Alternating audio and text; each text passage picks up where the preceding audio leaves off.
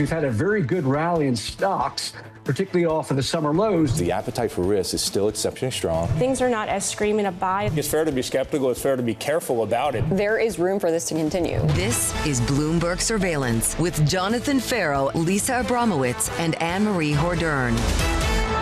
Live from New York City this morning. Good morning, good morning. For our audience worldwide, Bloomberg Surveillance starts right now. Coming into Wednesday, look at a snap a three-day slide, attempting to find firmer ground following global bond market jitters. Heading into 20-year supply from the Treasury later on this afternoon, together with another read on the Federal Reserve's last meeting. Fed minutes just around the corner. And they take on new importance today for two reasons, really. One, also because obviously there's been a lot of questions of credibility about Kevin Warsh, the resolve of this Fed, following that little bit of a shaky news conference. And then second, of course, the bond market has been reacting. So are they going to react? Maybe because we have this vacuum of communication that we're so used to. Are they going to react more than they normally would when the minutes come out? 2 p.m. Eastern time. Typically, I wouldn't really get too excited about Federal Reserve minutes. Either would I. Can you believe I'm even excited today? This feels slightly different. And it feels different because several mistakes were made in the news conference. Now, you can attempt to defend what happened in that news conference, but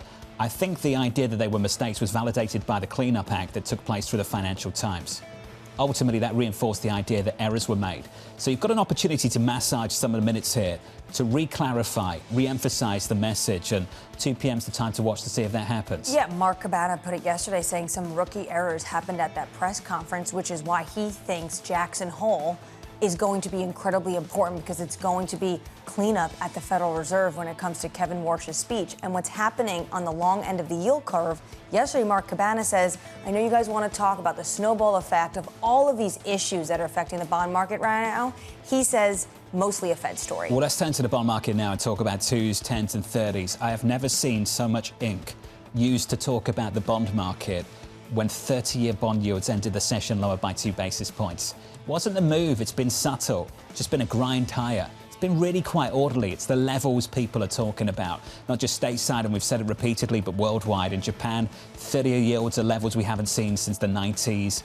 In the US since 2007, in Germany since 2011. You see it from region to region, from country to country, nation to nation. Right, you're just going to have higher yields. And this is where potentially Mark Cabana, who says it's mostly a Fed story and maybe the United States is driving it. But the fact of the matter is that you have this all over the world. You can see it's due to a ton of issues. Growing fiscal deficits, you have absolute insatiable demand and issuance coming from these hyperscalers, and then inflation and the fact that you have energy prices going up. Well, let's talk about crude, Brent and WTI this morning. Speaking of a grind higher, we're back at 92 on Brent. Brent this morning up by 1%. The president said there are no talks, there are no planned talks, and there is very, very little detail on the path forward from here. No talks, no plans to schedule talks, and as you say, Jonathan, no details. The president claims the Strait of Hormuz is open. At the same time, find me vessels that are feeling very confident about going in and out. Of course, there's some that are turning their transponders off, but we are not back to pre-conflict norms. We know the consumer squeezed right now. You can see that in the sentiment data. We're going to see it in the retailers potentially as well. Lows just dropping. We'll get to the details on those particular earnings a little bit later in the program. Target the one to watch, expecting that one around 6:30 Eastern time. Then the big one in the next 24 hours, you'll hear from Walmart tomorrow morning. That's the lineup for today. A little bit later on this afternoon, a big focus on the Federal Reserve. 2 p.m. Eastern time, we get those minutes. An hour before that 20-year bond auction. That 20-year, a bit of an orphan, as we often say, unloved on the yield curve. We'll talk about that issue a little bit later. Coming up this hour, Cam Dawson of NewEdge Wealth as equities attempt to snap a 3-day session slide. General Karen Gibson of Academy Securities as Iran weighs attacks on U.S. targets in Europe. And Lindsay Rosner of Goldman Sachs as the AI build-out crowds out the debt market. We begin this now with stock steady as the global bond sell-off slows. Cam Dawson of NewEdge Wealth writing, we see higher rates as having already weighed on risk assets, but thanks to super strong earnings growth, the impact has been masked. Cam joins us now for more. Cam, good morning. It's good to see you. That bond market move wasn't a big move yesterday. What spooked this market? People talking more about that and less about a 5% slide in semis. Yeah, I think when we think about the relationship between the bond market and what happens within equities, it's really helpful to think about the two components of equity prices. You have, of course, valuations, which we think are immediately impacted by higher bond yields. It shouldn't be lost on investors that the low in the 10-year yield happened back in October of last year, and that coincided with the high in the S&P 500's valuation. So if you're in an environment where you continue to see these upward pressure on interest rates, it suggests that you have a draining of liquidity and more downward pressure on valuations. Then comes the question as to whether or not these interest rates will actually weigh on earnings growth, because it has been strong earnings growth that has forgiven all sins for this market, because you've been able to see earnings grow so far faster than even the valuation compression. And that then raises the question of, will higher interest rates crimp at all the demand for, or the ability for, these hyperscalers to continue to spend on CapEx? The Treasury wasn't the only one issuing a 20-year bond. We also saw Google issue a 20-year bond at a 7% coupon rate. So I think the big question is, will these higher rates ultimately make this kind of CapEx less attractive? At this point, there seems to be no sign of that, but certainly that would be something to watch. Can many people suggesting this is somewhat reminiscent of what happened in 2023, where yields started to break out higher and forced corrective action from the then Yellen Treasury to tighten up maturities and bring things away from the long end? Do you think this is a situation that brings back memories of 23, or is this backdrop different? Well, I think the key thing about 23 is that Yellen did try to increase issuance at the long end. She slightly increased the coupon bond issuance, and the 10-year Treasury yield ripped 150 basis points right in her face, and that caused the need to be able to pull back on that coupon bond issuance. At this point, we've not seen the Treasury talk about increasing coupon bonds. In fact, they changed the language in some of the quarterly refunding to say going from changes, or going from increases down to changes, which led some people to hope that maybe that they were going to decrease their coupon issuance. The problem is there's no room to do so. You already have bills as a percentage of Treasuries outstanding at 22%. Prior to the COVID era, you had bills as a percentage of Treasuries outstanding closer to 13 to 15%. So we're effectively already at crisis level bill issuance, even though we are certainly not in a crisis. We certainly didn't have this issuance from the hyperscalers either back in 23. And Cam, that's the change. And you mentioned that 7% coupon, potentially a 7% coupon at the 20-year tranche, I think, of the Alphabet piece down under. Cam, clearly the cost of capital is going up. The cost of money is higher. And to your point, the earnings story has really insulated this equity market.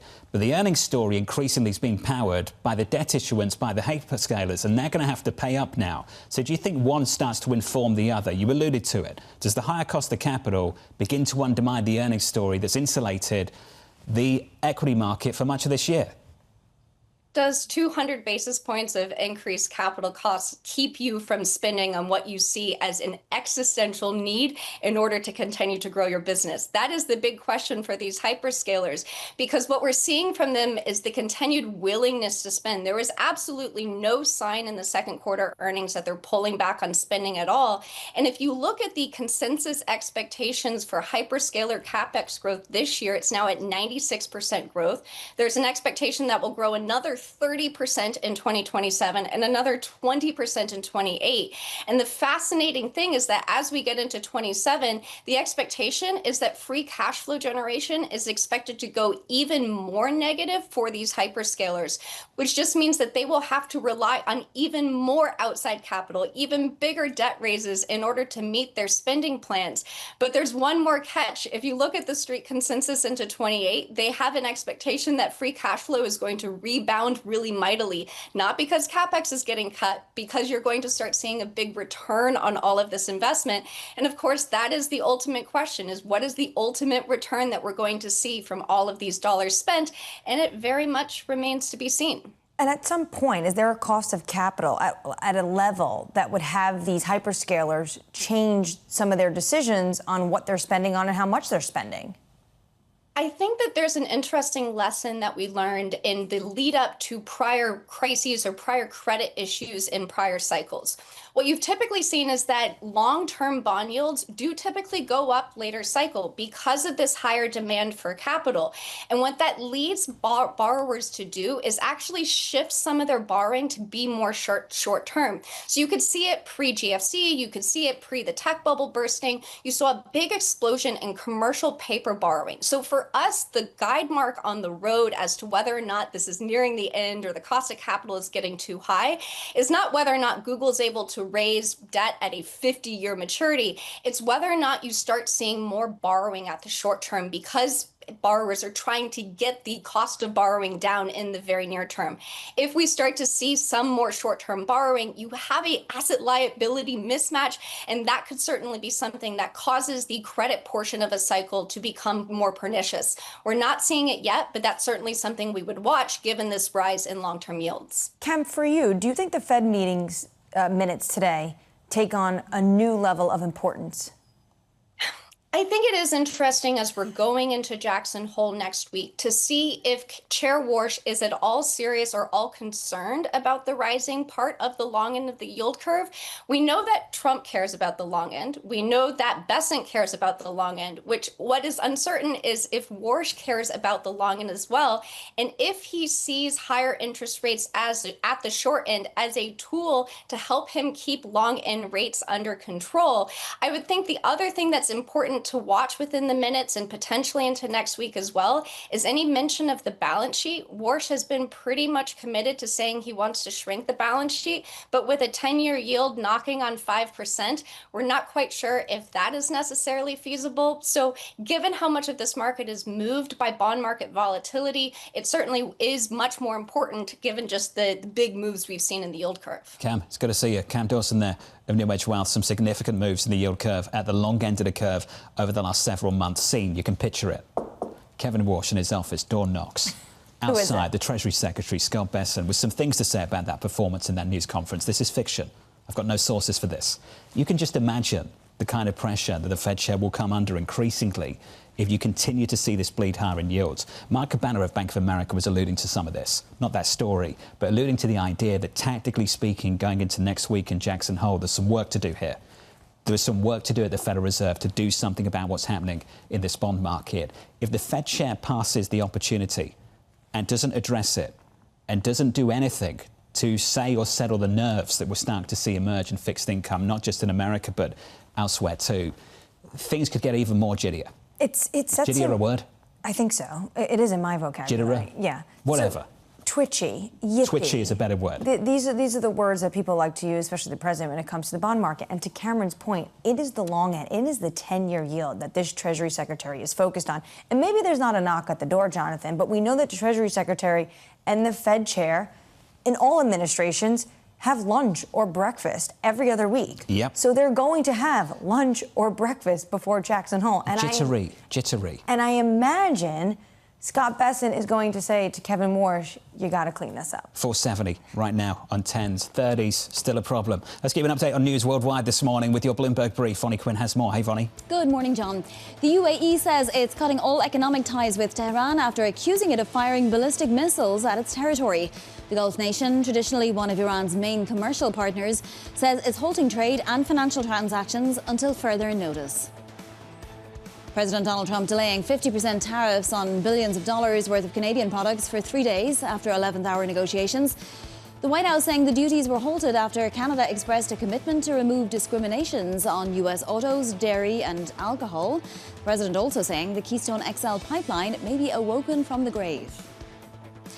Shares of Lowe's lower in the pre-market. The home improvement retailer reporting second quarter earnings that topped estimates but cut its full-year guidance. The company said it's updating its outlook to reflect operational results for the first half as well as current demand trends. And that is your Bloomberg Brief. John.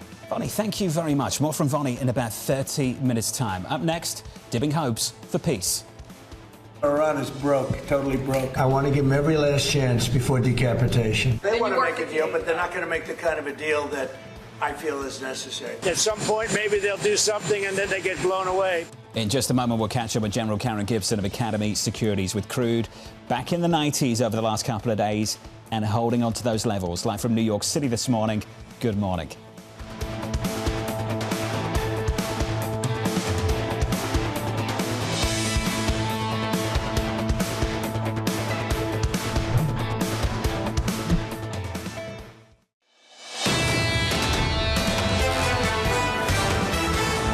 Retailers in focus this morning. We should hear from Target in the next 30 minutes or so. We heard from Lowe's, the home improvement store, a little bit earlier on this morning, cutting their outlook. That name is down by more than 3% in the pre-market. Target later this hour. Should be hearing from them. Then tomorrow, the big one, Walmart, just around the corner. Walmart dropping on Thursday morning. Let's turn to the equity market story. Equity sliding for 3 consecutive sessions. We're looking to stabilise the story, just about unchanged on the S&P. On the Nasdaq, down by 0.2%. In the bond market, 2s, 10s and 30s. For all the talk of a sell-off in the bond market, 30s actually rallied on the session yesterday. Yields were lower by a couple of basis points, but the trend has been clear. It's been higher. And we're holding on to these levels for longer and longer. 30s, close to 530. But maybe that tiny bit of a rally yesterday was because everyone was so gun-ho that this is going to be a disaster, and they realized, wait, if it's so bad, Kevin Walsh is going to have to come out and clean it up in Jackson Hole. Maybe akin to, I know what you're going to say, Christine Lagarde. Yeah, I remember the news conference. We all do. We're not here to close spreads. Then we had the Cleanup Act. I think there was an interview scheduled for the same day to try and address some of the issues. The FT article reminded me of that. It was just acknowledging mistakes were made in the news conference. Regardless of what you think, that is an acknowledgement that mistakes were made in the news conference. They need to clean it up in the FT piece. You've got another opportunity in the minutes, got a major opportunity next week in Jackson Hole. It was an ink in the FT that people familiar with the matter said, realize we made some errors in that press conference. And if inflation is hot, we will hike interest rates. I think that said it all for you, that they recognize that there was an issue here and they have a reactionary function. I think the market, though, wants to hear it come out of Kevin Walsh's mouth. AMH, if you have to clarify that the interest rate tool is the primary tool and not the balance sheet, something's gone wrong with communication. Right. Something went wrong with communication. Amateur hour, for sure. Without a doubt. Let's turn to commodities. Brent crude this morning in the 90s, 92 on Brent and up by 1%. Under surveillance this morning, dimming hopes for peace. Iran is broke, totally broke. I think it's going to end pretty soon. I don't think they can go much longer. At some point, they're going to say, we just can't take it anymore. I want to give them every last chance before decapitation. They want to make a deal, but they're not going to make the kind of a deal that I feel is necessary. At some point, maybe they'll do something and then they get blown away. So here's the latest this morning. Crude back in the 90s, looking at 92, as talks between the US and Iran have completely stalled. The Financial Times, check this out, shocking story, reporting Tehran is considering attacks on US military bases in Europe should President Donald Trump escalate the war. Joining us now, Bloomberg's Abu Amar, out of the region in Dubai. Abir, welcome to the programme. That is a serious story from the Financial Times this morning. What's the reaction across the region? Yeah, good morning, John. So essentially, the Financial Times citing 2 sources close to the regime in Iran, saying that Iran may be considering attacking Europe if President Trump were to escalate the war militarily in the region. Now, Cyprus came up as a potential target. Cyprus was attacked, or a British base there was attacked by an Iranian drone throughout this war, or through the course of this war. That came up as a potential target yet again. Iran also saying, according to those couple of sources that the FT is citing, that subsea fiber optics in the Strait of Hormuz may also be considered as potential targets. Now, let's talk about what is actually happening in the region. The Strait of Hormuz, that is still blocked by both the United States and Iran. A trickle of movement, nowhere near the levels that we saw pre-war. As a matter of fact, we just reported that 3 Chinese-flagged tankers have made U-turns in the Strait of Hormuz because they're just afraid of what potentially could be the response from Iran. We've seen attacks up until yesterday, with 1 casualty reported in the Strait of Hormuz. And then an escalation yet again in the UAE yesterday evening here in Dubai. We all received those missile threat alerts. The UAE Defense Ministry later saying that it was targeted by 2 Iranian ballistic missiles, and then saying through Foreign Ministry that it will cut all financial and trade ties with Iran.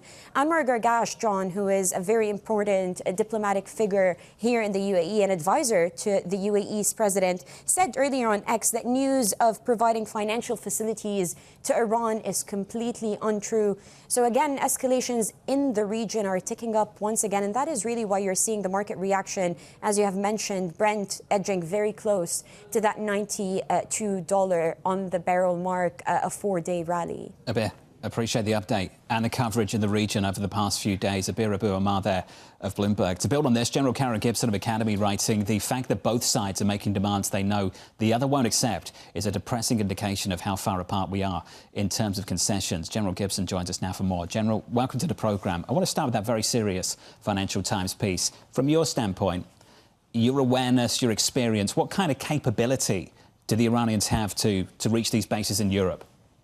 Yes, certainly. So I think first it's important to scope which bases in Europe. As you've indicated, Cyprus is a very likely choice. It would almost certainly, I think, be some kind of base or nation in Europe that is providing access or basing for U.S. forces in much the same way that Iran has attacked Kuwait, Qatar, Jordan, other regional nations that are hosting U.S. forces. In terms of capability, if we're looking at Cyprus, it is feasible for missiles from Iran to go as far as Cyprus. When you start extending that far, say 1,000 kilometers, you do begin to lose accuracy, and that's a problem. They could fire at Cyprus with drones that were launched closer from some kind of proxy, whether that was in Syria, in Lebanon, even in Iraq, and then potentially even sabotage of some kind of sleeper cell or operatives that are closer to Cyprus. But I think that's primarily what we would be looking at is potentially missiles, drones, also potentially sabotage. General, there's one line that jumps out to me, and it's that Iran's retaliation would depend on Washington's action, according to the insiders. How real and tangible is this threat, or is this just the Iranians using the press as a negotiating tool?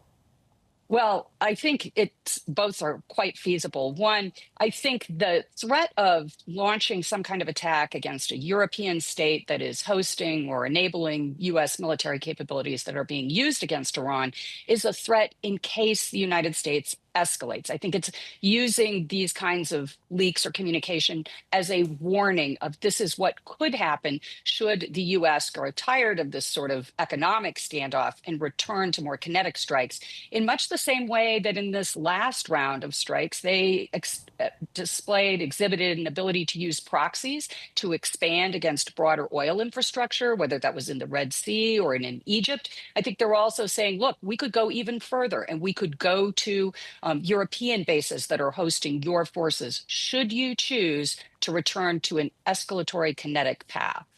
Where do you see the conflict right now? The president says the Strait of Hormuz is open. It's been demined. We just had reporting that 3 Chinese tankers, obviously the Chinese are the ones that are buying Iranian crude, had to make a U-turn. Yes. Well, as we've talked about before, Annmarie, the president can say it's open. Iran can say it's closed. But what really determines, in many cases, traffic through the straits is those decisions by commercial entities, shipping companies and the firms that insure them who decide that the potential for profit is worth the perceived risk of sailing through. And they're the ones that are making these calls to, in this case, do a U-turn based on this very high perception of risk. And I can't say that they're necessarily wrong in making that call. But again, it doesn't come down to what the president says as to whether or not the straits are open for business. General, well said. It's good to get the update from you. Thank you. General Karen Gibson there of Academy Securities. The president is clearly finding it difficult to get out of this. Before he went into this, we talked about this repeatedly. This was out of character. Typically for the president, any kind of foreign venture, and we've seen a number of them, a few in Iran and a number elsewhere, they've been limited, targeted, with very well-defined, achievable objectives. This is so different and was different. And I still sit here today wondering, what on earth did they get into this mess to begin with? Well, this is why the polling on this is so poor. I think it's because part of it, and Mark Short talked about this yesterday, he worked for, of course, Trump won. The American people have been told a number of reasons why we are now involved in this war that was supposed to be just a few weeks and is now lasting months. Crude responding to all of this. Back in the 90s, just short of 92 on Brent crude on my screen right now, up by 1%. WTI in the mid-80s, around 86. Coming up on the programme, we'll catch up with Jennifer Huddleston of the Cato Institute as Meta's landmark child safety trial continues. We'll also catch up with Yardeni. She's got your morning movers. Shares of SK Hynix getting a lift this morning. That stock is up by close to 4% in the pre-market following a multi-billion dollar share buyback. That story just around the corner. Live from New York City. You're watching Bloomberg TV.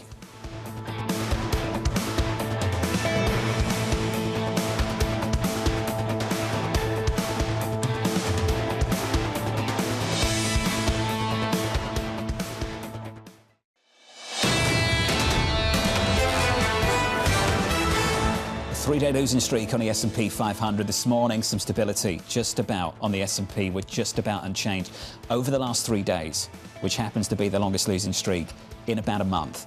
We're down a little more than 1%. It's not been a massive slide at the headline level on the S&P 500. Within that, the semis getting a lot of attention in the last 24 hours. The semis down by 5%, the worst day so far this month in August. Switch at the board and get to the bond market. Lots of talk about what's happening at the long end of the curve. Twos still well anchored off the back of some weaker than expected data over the last week. We're around 416 on the 2-year. If you're looking at the 10-year this morning, around 470 at the longer end of the curve. This is getting all the attention at the moment. Around 530 on 30s. Yesterday, briefly, the highest level since 2007. Then just a little bit of buying came in going into this 20-year bond auction later this afternoon. Because maybe people expect that the Federal Reserve is going to say something to clean up the long end of the yield curve. The fact of the matter is, though, when you hit a level that we haven't seen in decades, especially 2007, right before the great financial crisis, that gets everyone's attention at a time when there's this insatiable demand for the debt on the corporate side. And there's higher inflation potentially coming down the pipe with things like energy costs, and there's no fiscal discipline. Speaking of demand, let's get to demand over at Target. Target, comparable sales coming in at close to 4%. The estimate was 2.43. That's better than expected. The outlook better as well.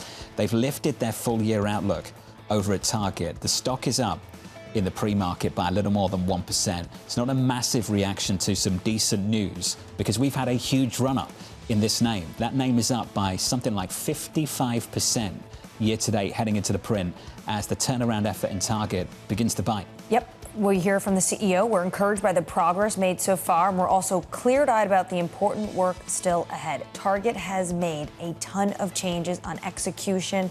They are going back to what Dana Telsey has called Target, having some of these high-end brand partnerships, and that is getting people through the door.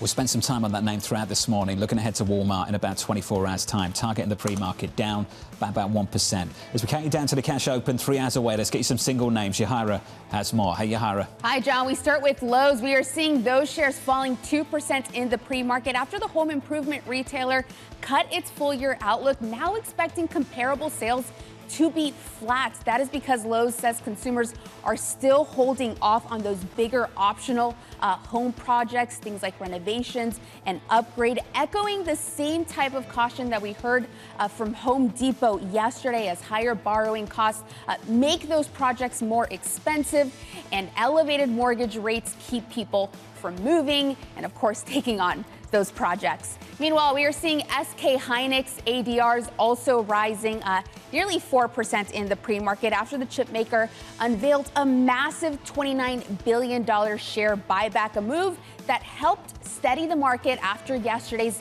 tech sell-off. It's a big vote of confidence at a time when companies like this one are spending enormous amounts of capital on AI. And what SK Hynix is essentially telling us here is that it's going to continue that spending, but it's also going to return cash to shareholders, something that investors have been pushing for from this company as its cash pile only grows. And we end on Norfolk Southern. Those shares are also rising nearly 2% in the pre-market after regulators restarted their review of its massive merger with Union Pacific. The process had been frozen since May due to them looking into demanding more details on things like competition. But now they say that there's enough information to move forward to review the deal, which would create America's first coast-to-coast freight railroad. John. Yahira, thank you. Thanks for the update. More from Yahira in the next hour.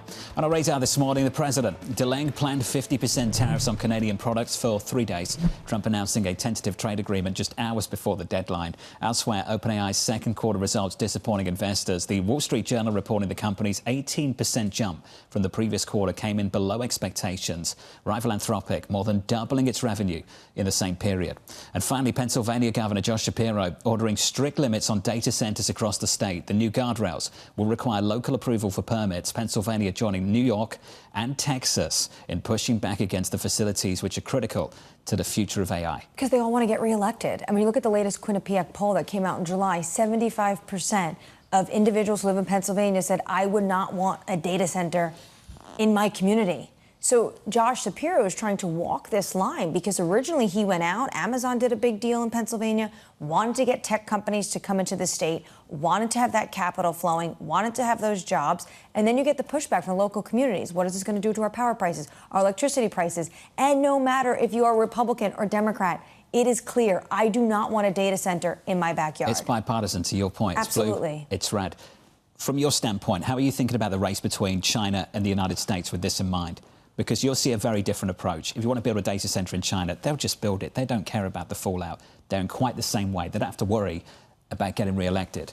I did think of this when I'm seeing all this pushback. At some point, if it becomes that the race is so tight and the United States starts to lose, you could potentially see on the national level, maybe an executive order or on a national level saying to win this race, and this is the future of our economy, there's going to have to be a federal mandate on what is not and what is not allowed. It would be deeply unpopular. I feel like I'm getting drawn into the midterm conversation again. I know. But this is a midterm issue. It. We wondered that at the start of the year, whether electricity, energy, the stuff we're talking about, the NIMBYism, so to speak, not in my backyard, whether that would be a feature of the midterms or whether that was too soon.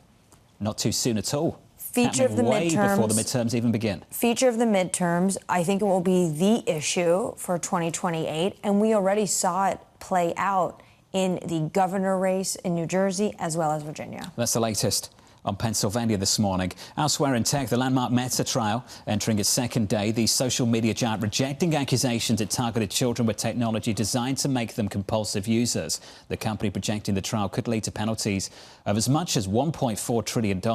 Jeanne from Huddleston of the Cato Institute writing, the significance of this case could extend beyond Meta. The consequences would also impact smaller platforms who might be more hesitant to offer opportunities for speech, given the cost if they face similar litigation. Jennifer joins us now for more. Jennifer, welcome to the programme. I've heard, and you've heard, the comparisons to tobacco and the tobacco industry from decades ago. How does that comparison stack up from your standpoint?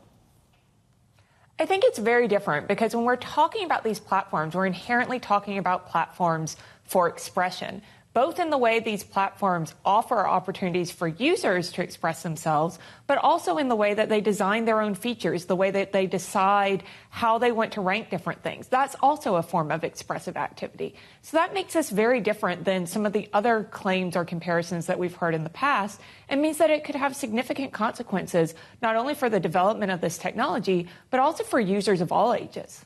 So that's why this is really a landmark case, because it might not just be Meta. Do you see this extending into other social media platforms? I think there are two ways to think about this case. The first is, what does it mean for Meta as a platform who is facing the potential to have to significantly change its product, as well as those quite substantial fines? But then there's a broader question. When it comes to the impact beyond Meta, if we're seeing this level of potential penalty, if we're seeing this level of potential action from litigation, what signal does that send to other platforms, including platforms who may think that their design is fine, who may think that they could win in court, but that the cost of that litigation alone could be a deterrent from offering their products perhaps to young people that could benefit from them, or even offering them more generally? Meta, as you noted, has rolled out a number of user control features, how parents could potentially help monitor what their children are doing, what they can access, how long they can stay on these platforms. Is that a good enough case in court?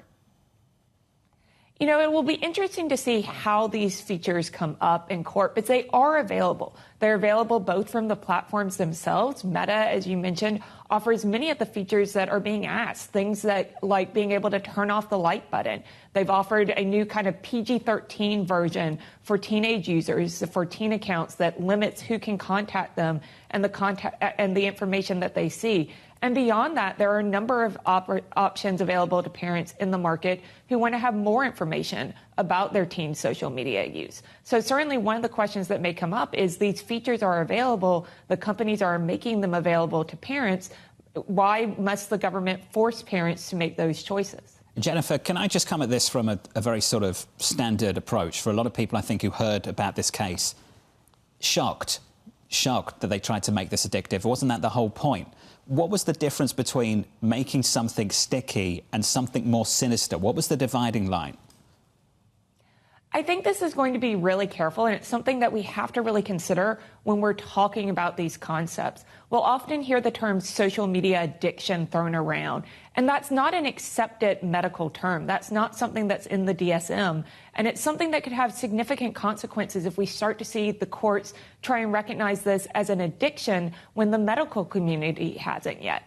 That also means that oftentimes the way we may talk about things as a layperson is very different than the kind of sinister action that you talked about.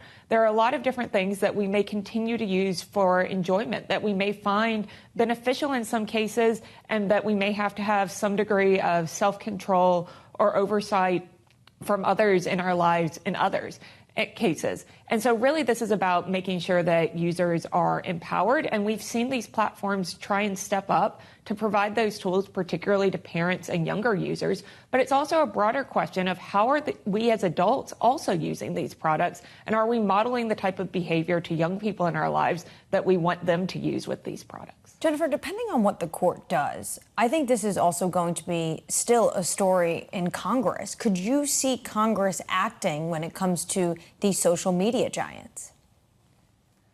These cases are occurring at a time when there's a lot of debate over potential legislation at a federal level as well as in various states. Now, while the cases and the litigation is separate from the legislation, it's undoubted that they'll influence each other. Proponents of this type of legislation will look to these cases as examples for why they view that the government may need to act. But the underlying questions in these cases, even if we do see platforms held liable, doesn't change the constitutional questions in potential legislation. There are still serious concerns about what legislative action that could mandate age verification or mandate age-appropriate design codes where platforms have to design their products in certain ways could have on the speech rights of adult users as well as on the privacy rights of everyone. Jennifer, appreciate your time. Thank you. Jennifer Huddleston there of the Cato Institute down in Washington, D.C. Certainly don't want to undermine the nature of some of this reporting that we've heard around this company for the last, decade plus? Yes. Some of it deeply concerning. Deeply concerning, which is why it's become a big issue in Washington. And you see another kind of bipartisan issue between Republicans and Democrats. Obviously, there are those individuals, though, that are concerned that if you go too far, do you start to limit free speech? Let's give you an update on News Worldwide this morning with your Bloomberg brief. Vonnie Quinn has more. Hey, Vonnie. Hey, John, thank you. Former Ukrainian Defense Minister Mikhailo Fedorov calling for wartime elections to unseat President Volodymyr Zelensky. Fedorov was recently fired by Zelensky, triggering nationwide protests, and says waiting to elect a new leader until after the war would be giving the power to Russia. President Donald Trump naming a new head of the FDA following a turbulent year. Sources telling us here at Bloomberg White House policy aide Heidi Overton will be the new head of the agency. Overton is a medical doctor and deputy assistant to the president on health issues. Target shares are lower in the pre-market. The company lifting its full-year guidance and results, outpacing estimates in the latest quarter. It raised its guidance for the second time this year now, saying it expects sales growth of about 5%. Shares are up more than 55% year to date. And that is your Bloomberg Brief. John. A massive run-up into this quarterly print. Vonnie, thank you. More from Vonnie in the next hour. Up next on the programme, crowding out the bond market.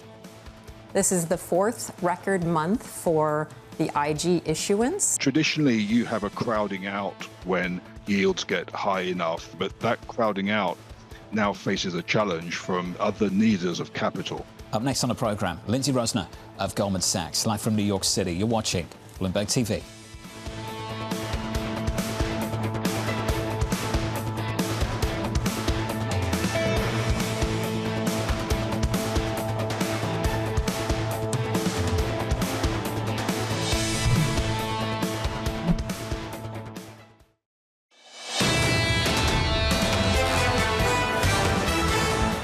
Equities right now in the S&P 500 looking to snap that three-day slide. We're positive by not even 0.1%. We're down 1/10 on the Nasdaq. The bond market getting tons of attention. We've talked about it a lot. So you get a 20-year bond auction later on this afternoon. Typically, who would care about a 20-year bond auction? But lots more people do, because we're at 5.30 on 30s this morning. We're at 5.28. Yields just about unchanged. Under surveillance this morning, crowding out the bond market.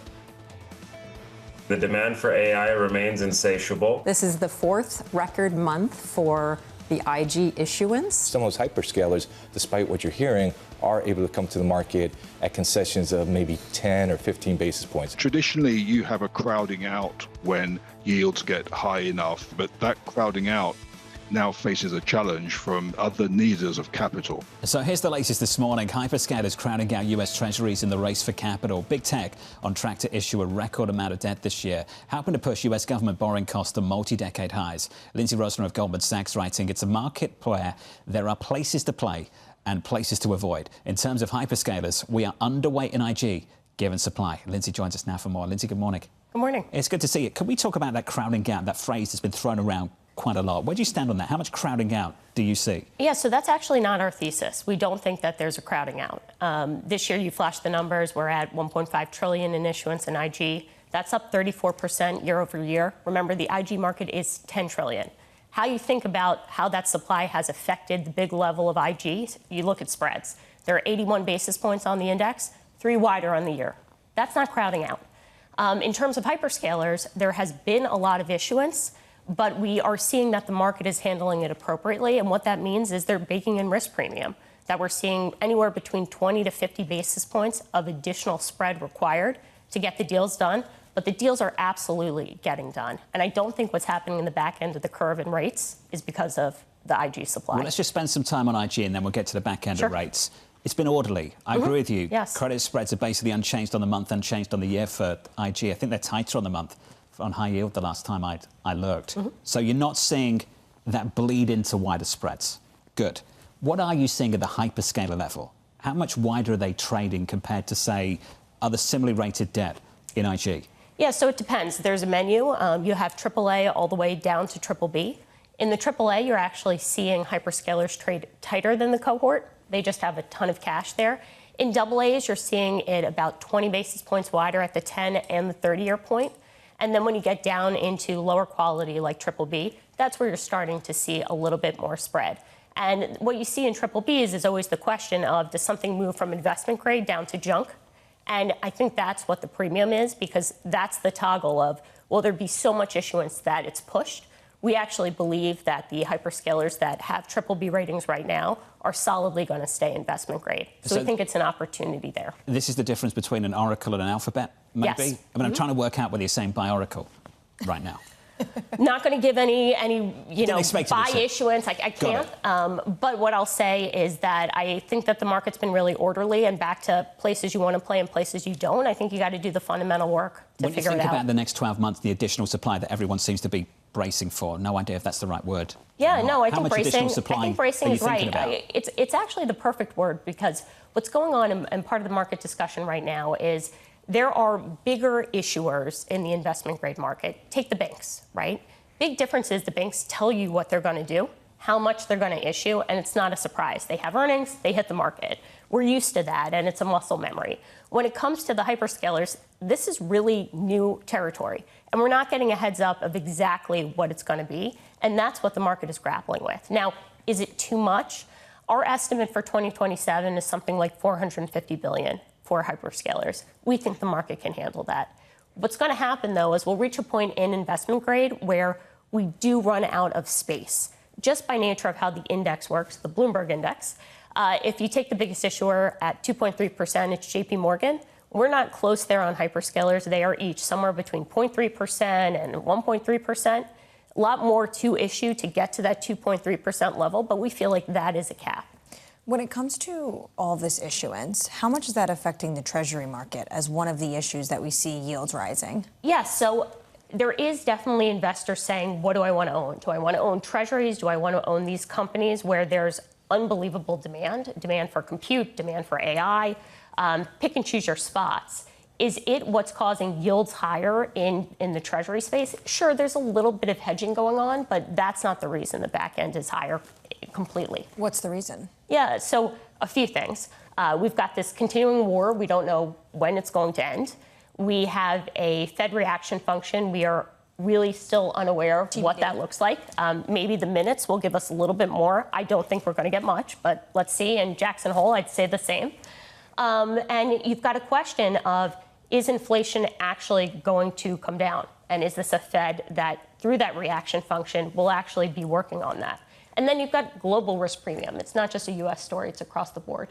See it in Japan, see it across Europe. You see it everywhere. Right. We noted it in the last 24 hours repeatedly through most of this year. When you look at all-in yields now, 85% of the all-in yield really is coming from the risk-free rate. That's right. Then you're getting a little bit of spread. How concerned are you about what's happening with the so-called risk-free piece of that all-in? Yeah, I think we are in learning mode. And I think that is what feels really uncomfortable right now. I think if we were dealing with this under the prior Fed regime, we know what to expect and we can forecast where things are going. Right now, we're in a little bit of a wait and see to the minutes, Jackson Hole, when the task forces are done, what they tell us. And so that, I think, is the nervousness that you see in the market. Are those base rates to us concerning that we don't want to invest here? No. We feel that you're getting compensated with actual real yields. That feels right. And the bigger picture is what is going on with the economy. And the economy is doing well. We've got close to trend growth. And we just went through a tremendous earnings season. We had unbelievable revenues up. Guidance is good. I think it was 10 out of the 11 sectors in the S&P are up and positive. There's only one that's a problem. This is a really good picture.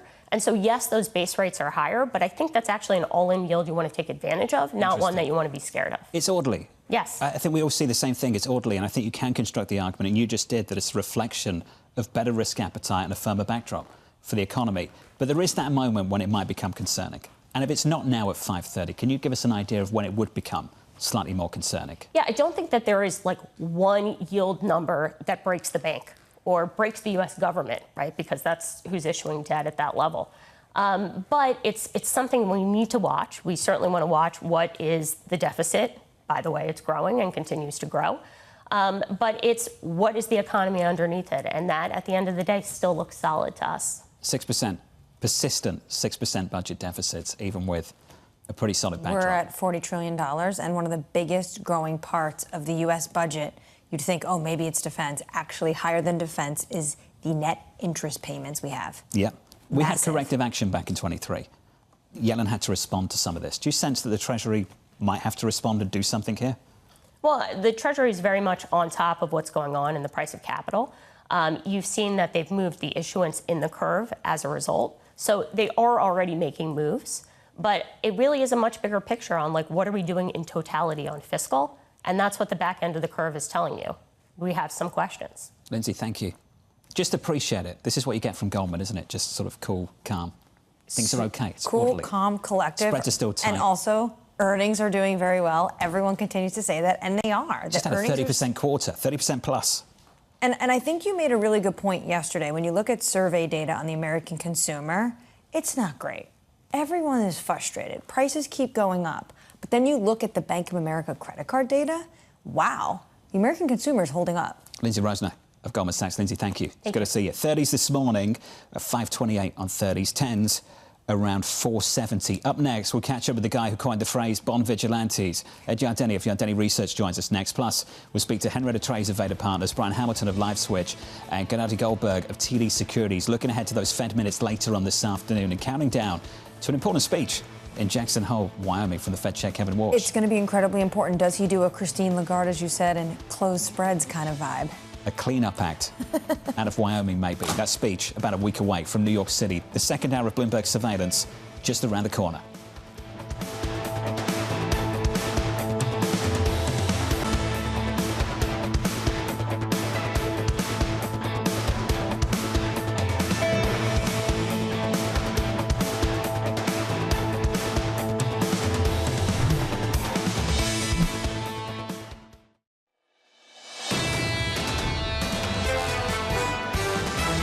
The Fed has kind of been served a bit of bond humble pie here. The bond market and the Fed is telling you they think inflation is the bigger problem here. The Fed's got to establish credibility and get a hold of the long end of the market. It's meaningful when the yield curve steepens, when rates are at this high of level. Well, there could be some sort of action designed to try and get those yields back. This is Bloomberg Surveillance with Jonathan Ferro, Lisa Abramowicz, and Annmarie Hordern. Live from New York City this morning. Good morning, good morning. For our audience worldwide, the second hour of Bloomberg Surveillance starts right now. In our price action, your scores look like this. Equities just about unchanged on the S&P following a 3-day losing streak on the S&P 500. On the Nasdaq, down by 0.2. In the bond market, 2s, 10s, 30s. Yields at the long end, 5.28. Supply later on this afternoon, 20-year bonds coming from the Treasury. And then 1 hour later at 2 p.m. You get some minutes from the Federal Reserve and Kevin Walsh. And today the minutes are actually kind of important. It's because we have this big question mark about the Federal Reserve, their reaction function, and really a vacuum of communication from this Fed chair, which is why everyone is putting a little bit of an emphasis on minutes that normally wouldn't be a catalyst, especially for where yields are right now. Capital Markets had a note out. In the new world of terse policy statements, cryptic posts, confab pressers, and less forward guidance, basically, this is going to matter. We're looking at a new price to clear supply. The price is higher. The yield is higher. And you can see that in the auctions of the last week or so, right? You saw it in a 10-year auction. I think the highest yield at auction since 07 for 30, since 01 in the market yesterday. Intraday, we saw the highest yield level in the market since 2007. And you saw some massive moves as well in places like Japan, building over the year. Just the intraday move yesterday wasn't a massive move. It was a couple of basis points on 10, 30-year Treasuries, lower, by the way, at the long end of the curve. But it's the levels that start to get people maybe getting some more attention in a more sinister way. I think when someone like me, who's focused on policy and geopolitics, start to actually care about bond auctions the way Lisa does, that is a signal in itself that this is probably very important. And we have gone through the levels where this president actually reversed policy on his tariffs because the bond market was getting yippy. This is not just a Federal Reserve issue. This is going to be something that the Treasury Secretary is definitely focused on.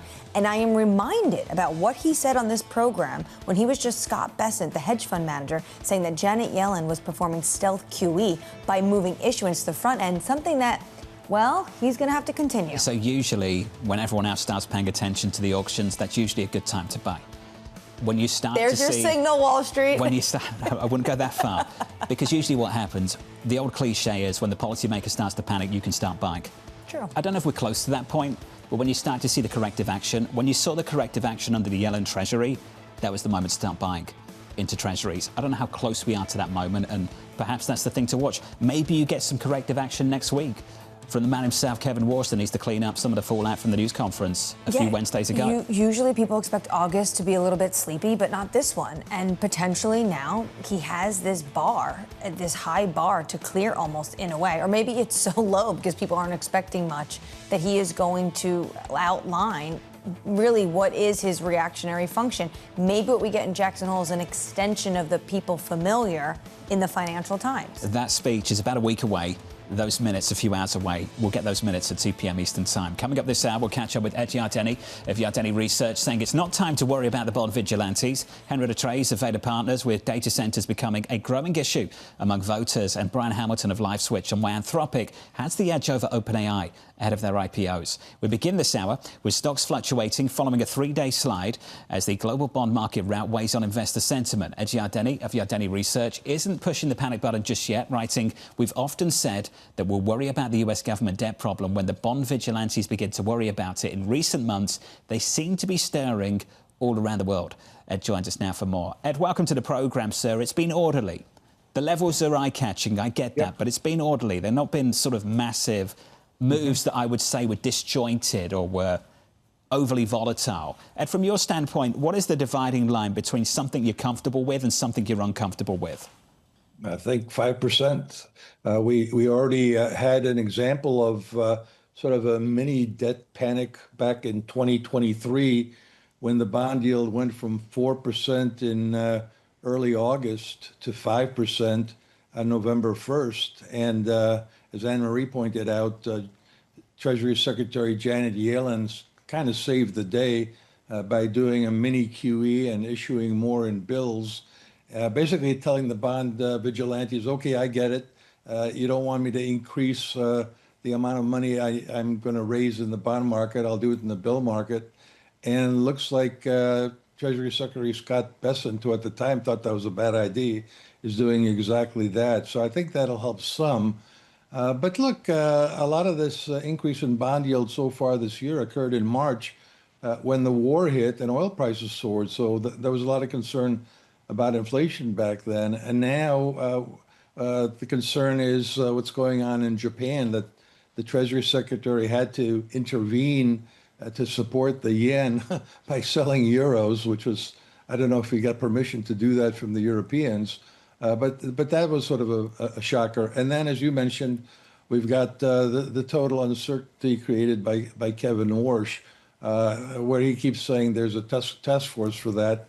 And that means he's kind of cornered himself to do nothing until he hears from the task forces at the end of the year. Very bad idea.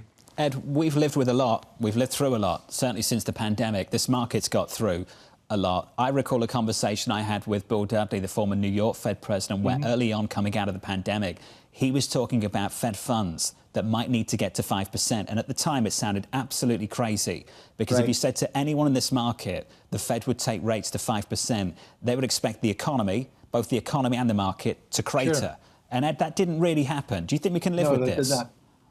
No, well, you might recall back in the early part of this decade, I was one of the few who said that we're experiencing the most widely anticipated recession of all times.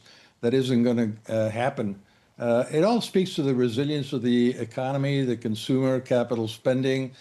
Look, my view is, I know I'm supposed to get all panicked here because I coined the phrase bond vigilantes, and so I should get everybody all stirred up that they don't like what's going on. But I think 4 to 5% is kind of back to normal. I really dislike that phrase that interest rates are going to stay higher for longer, because it implies that somehow or other we should be getting to lower interest rates. I think we're back to normal interest rates. 4 to 5% is normal. I think it's a healthy sign of a healthy economy. It's a sign that the capital markets are properly allocating capital and the economy can deal with it just fine. Ed, leverage and debt, is the backdrop for that built up over the last decade plus different to what things looked like pre-GFC? Because I hear that a lot. Pre-GFC, we're going back to normal. This is what it used to be like before we had the era of repression. Ed, do you see the backdrop as different, though? So, yes, we're going back to normal for yields, but is the backdrop different for leverage, for the debt levels? Does that make it more complicated? Well, the debt levels are certainly higher, but everything is relative to the size of the economy. The debt levels are elevated, but they're not. You don't want to compare them in absolute terms. And everybody keeps talking about the $40 trillion of government debt. If you take out the government investments in its own debt, sort of the government buying its own IOUs and Social Security trust and other areas, we're talking about $31 trillion that's held by the public. Now, I know that's a lot of dough as well, but everything is relative. And until recently, nobody was particularly concerned about things. The auctions were going perfectly fine. In 2023, it was the auctions that got everybody spooked.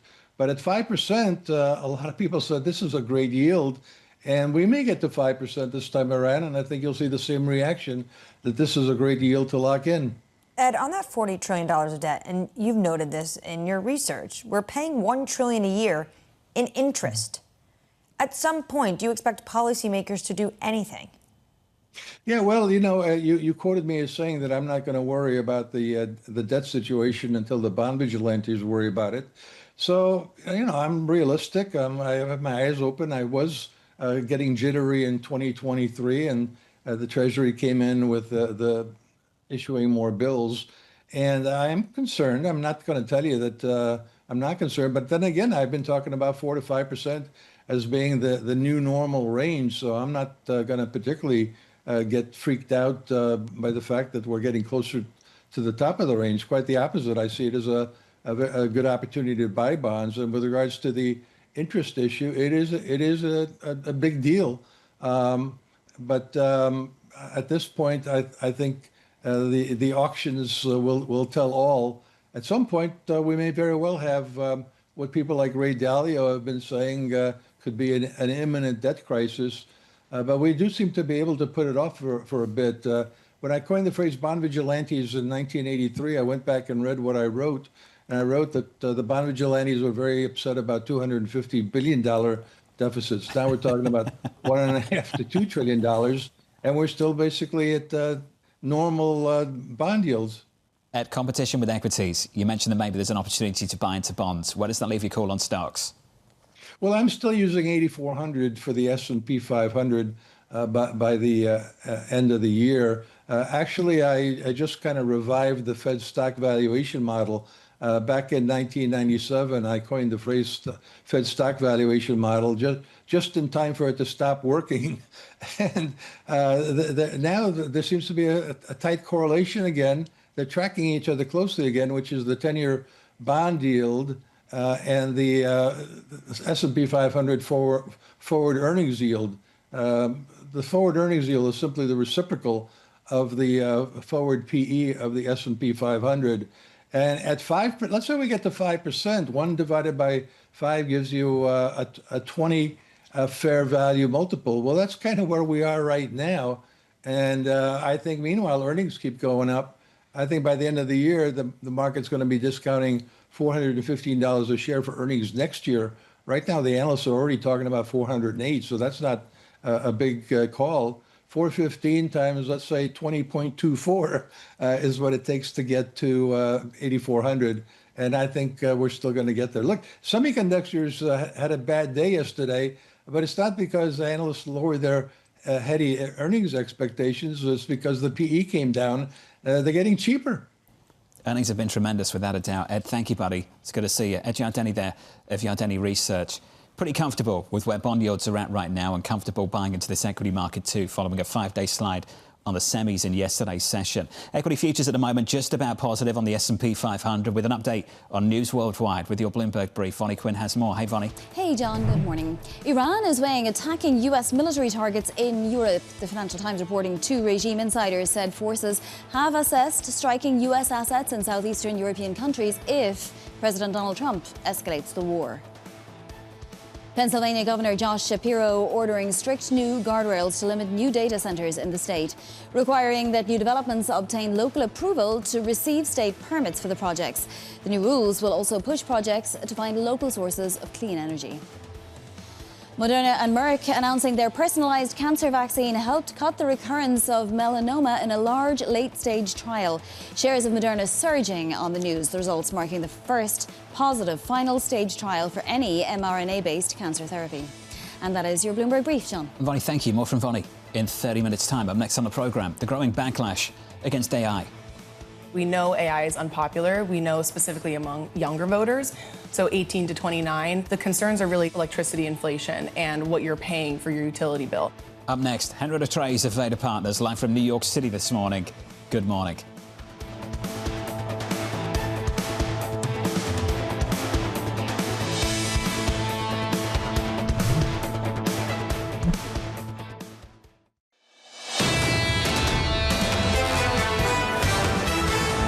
Coming up later on this afternoon, this is what it looks like. Fed minutes at 2 p.m. Eastern Time. 1 hour before that, some supply.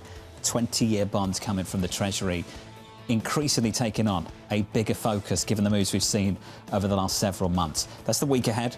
Here's the story in the market right now. Equity futures on the S&P 500 just about unchanged, slightly softer on the Nasdaq. In the bond market, 2s, 10s and 30s. Fixed income getting tons of attention. Big focus on what's happening on the supply side, not just from the Treasury, but also from corporate credit. We caught up with Lindsay Rosner of Goldman Sachs about 20 minutes ago. It's important to point out that, yes, we've had lots of supply. We had a record August for investment-grade supply, record July, record June. We're tracking to top 2020 for a record annual year, a record year of issuance from investment-grade issuers.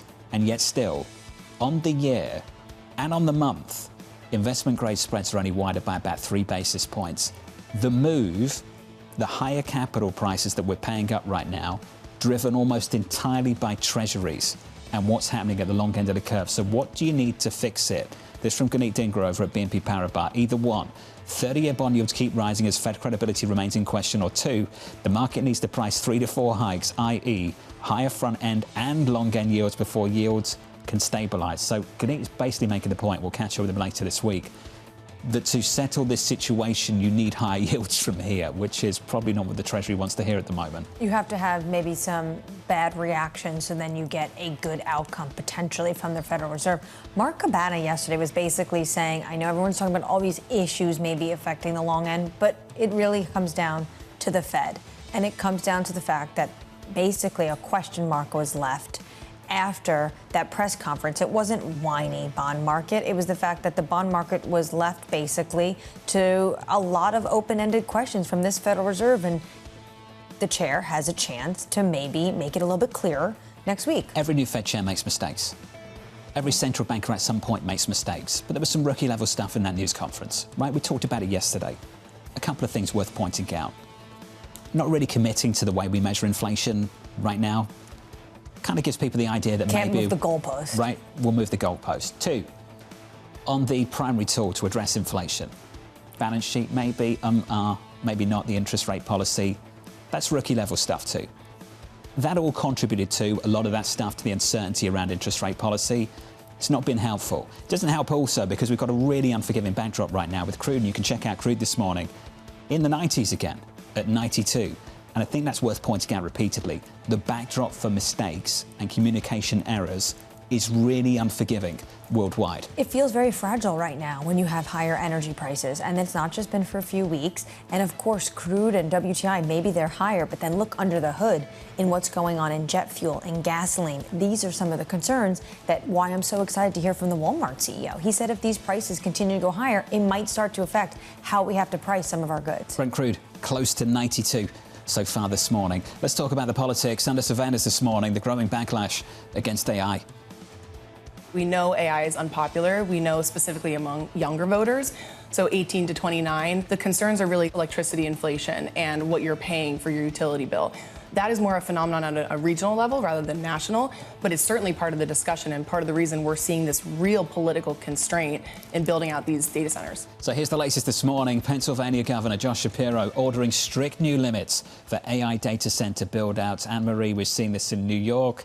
You've seen it in Texas. You're now seeing it in Pennsylvania, and you're seeing it show up as a topic of concern heading into the midterms. Doesn't matter if you are running a red or blue state. The fact of the matter is right now, poll after poll, and there was a recent one in Pennsylvania, 75% of voters say they do not want a data center in their community. And Josh Shapiro is really having to walk this fine line because he wanted the tech companies to come into his state to have this capital investment. At the same time, he doesn't really want them to build data centers, so he's trying to put some more guardrails. I think this puts the president in a very interesting position. I remember being in a cabinet meeting where he showed Meta's new data center they were building in Louisiana. He was so excited. He was like, look at his size of Manhattan. This is going to be amazing. And then it's like, ooh, actually, voters don't want this. Doesn't matter if you're a Democrat or Republican. They do not want this. And you brought up a great point. What does this mean for the race for China? Very challenging. To build on this, Henrietta Treyz of Veda Partners writes the following. There is a tremendous amount of risk coming for big AI. State-level policies will become a model for the federal government. Henrietta joins us now for more. Henrietta, welcome to the programme. We can see how this is building up heading into the midterms. How do you think this builds heading into 28? I think this is going to be a major 2028 story. Right now, Democratic leadership are saying, hey, keep the conversation on AI. As your last guest just pointed out, I mean, you're talking about the cost of electricity. You're talking about the actual monetary cost of having these data centers. But the agita underneath the surface is so overwhelming that pollsters are having an absolute field day, finding that Americans would rather have nuclear waste in their backyard than a data center. Annmarie, you bring up Louisiana, where I live. You can go and talk to the folks where those data centers are, and they'll tell you they don't want to not be farmers anymore. They don't want to not have the roads that they were used to. They don't want new schools. They don't want any of the benefits that the AI community or the administration has tried to sell them on having this big black box in their district. They don't want it. They'd rather not have the tax revenue. A fascinating data set from last night out of Pennsylvania is a special House race at the state level in the 12th district, where they flipped a seat that Trump won by double digits to Democratic control. So this agita is all over the place, as you rightly point out. How do politicians talk about this? Because it's not just Pennsylvania and New York. It's Texas. At the same time, they want big tech companies to come into their state for capital investment and jobs. Yeah, they think it sounds good for the job creation part, but that's not where American voter sentiment is. The conversation is going to start when we ultimately get around to tackling AI. First of all, we have an incredible catalyst in that there's going to be 63 new members of Congress at least next year. These are fresher faces. They're younger folks. They have an AI plan that's 10 or 15 points long, waiting in the wings. And we really just need to get some fresh blood, younger blood in Congress to have this conversation. And when we get into 2027 and 2028, I think the presidential is going to be very much about AI, and the affordability narrative or inflation and prices are always going to be important. But child protection, consumer protection, data center build out, and then just generally where are our jobs going? That will be the pillar of whoever is running in 2028 across Democratic and Republican lines. Jonathan brought up a great point last hour in terms of Beijing. China is racing in terms of trying to be on par with the United States, and China doesn't care and will just dictate where every single data center goes. At some point, are we going to have to see a national response? It's a Democratic disadvantage. When you get elected and you get ousted by voters who don't like what you've done, it's not the Communist Party. That's something that is just a truth. The thing that I hear most amongst investors is this concern about the United States government having an ad hoc, very chaotic policy. I'm reminded of maybe a month ago when the White House just banned Fable and the international community was like, hey, we were using that. And maybe we should go to China because at least we know they're not going to shut it down. We don't have this arbitrary, not cohesive policy that we can deal with on data centers or access to AI or open AI. And that's very much a situation that the federal government's going to have to work out. And again, I think that's a 27, 28 story at the earliest. But that's what I'm trying to get at. What could that cohesive policy be? Do you think they're going to have to just allow data centers writ large, mostly across the United States, because we cannot lose to China?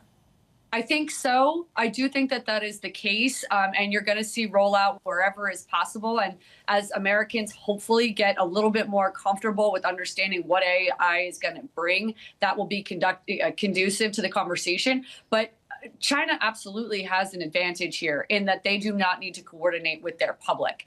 U.S. politicians need to do that. And I would say that they do not have a cohesive plan or strategy yet to roll out and really make that understood by the American public. It's a PR disaster. As I mentioned, if you're polling worse than nuclear waste, I can't help you. Henrietta, thank you. Henrietta Treyz there of Veda Partners. It's a PR disaster for the tech firms themselves.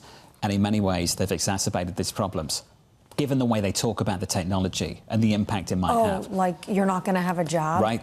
That doesn't help. How is that going to help you with voters right now? And it was always going to become a political issue. I think it's just become a political issue much more quickly than some people anticipated. Well, it's a political issue because people are concerned about affordability right now. That is the everyday concern for Americans at the kitchen table. And it's just following from COVID.